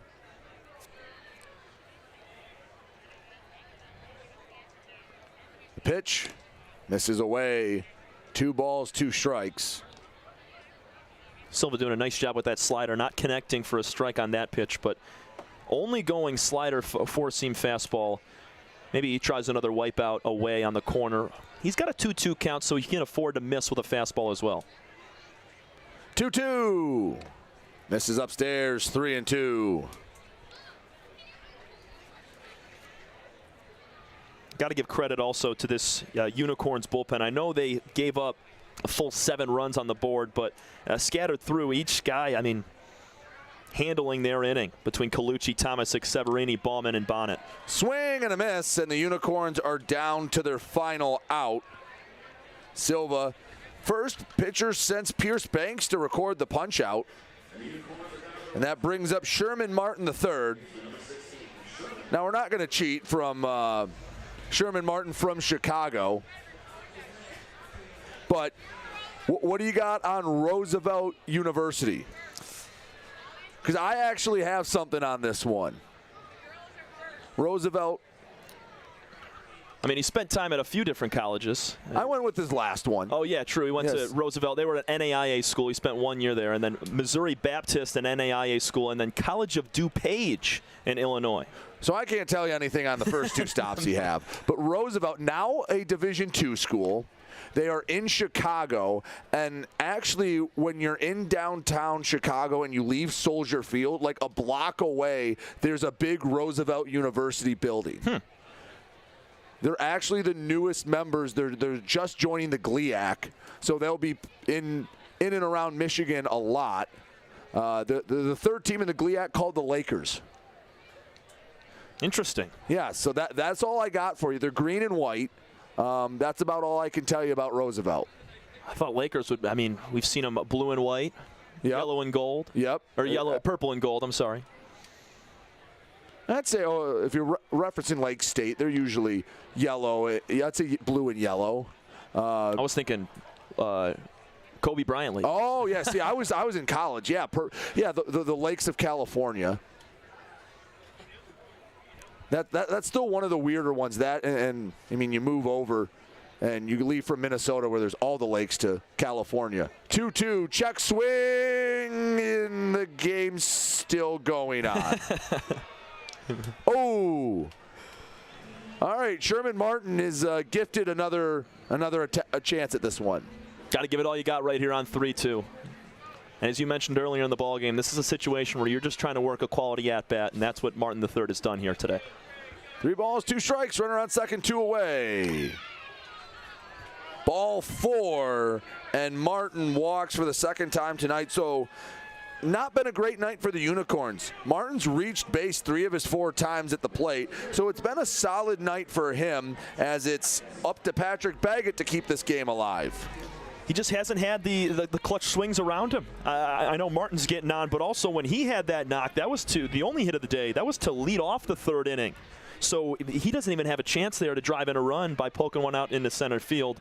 Baggett looking for a big swing. First pitch misses upstairs. 1-0.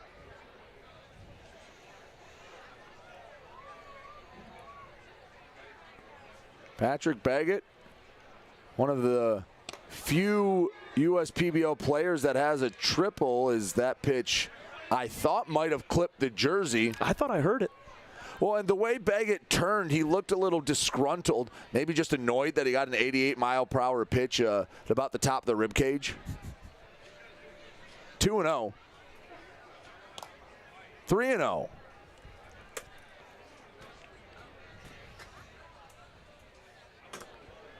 Lineup ready to turn over. Andre Dimitrol.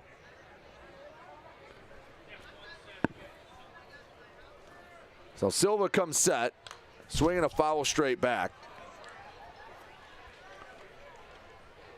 Tom, what can you tell me about Blairsville, Georgia? You got anything on Blairsville? I know more about his college career. He spent time with Andre Dimitrol, who's sitting on deck right now. They went to the NAIA World Series together at Florence Darlington. But I don't know, not much about Blairsville. I know a few of the big ones, Alpharetta being one of them. 3-1 to Baggett. Ball 4, and the bases are loaded. Well, there's a good reason why you don't know a lot about Blairsville, Georgia. The population is 760. So Baggett's the main man over there. Yeah, he makes up a fairly sizable portion of the Blairsville population. I don't know if they can still claim him, so it's probably at 759. As Andre Dimitrol comes to the plate. And ball 1. Tell you what, game-tying runs in the hole right now in Joe Smith. In D Triplett. Couple of hits here. I know they've only had one on the day, but Dimitrol, he goes the opposite way. 2-0. Got to locate here with a pitch. Just let Dimitrol hit it. We said this yesterday, Brady, in the 12-2 game for the Mammoths. They were struggling to throw strikes towards the end of that ball game, and they just had to pitch to contact because they're up by 10. Let them hit it and make them beat you with balls in the gap and over the fence. 2-0 pitch gets over for a strike. 2-1. So you have the bases loaded. If Dimitrol were to find his first home run of the year, the game at least gets interesting at that point. Non-competitive pitch makes it 3-1.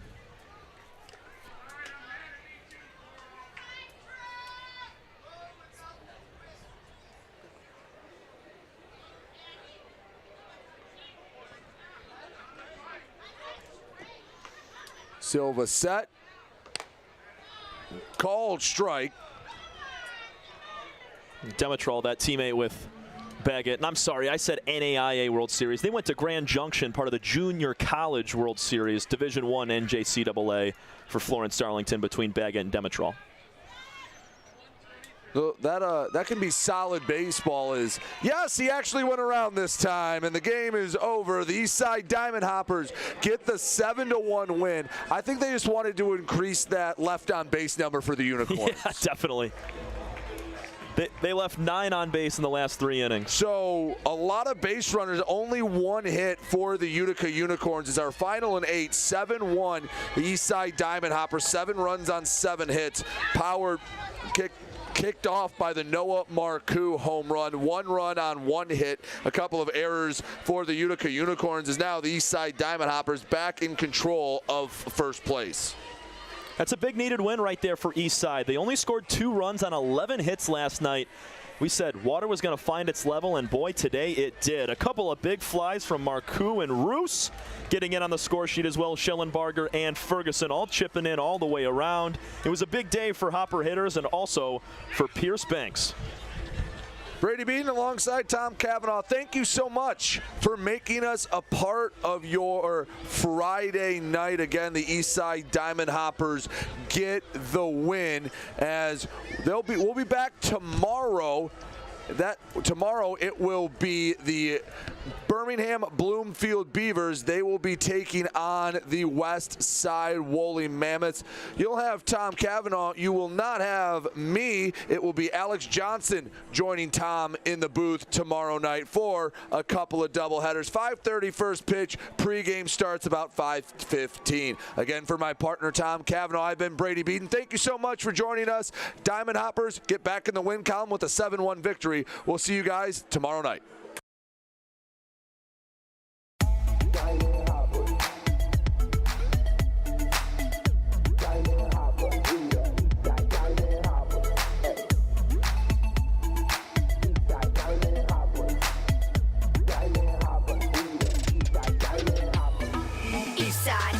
Diamond Hoppers, ain't too many of the teams can defeat us. You on the sideline, warming up the benches.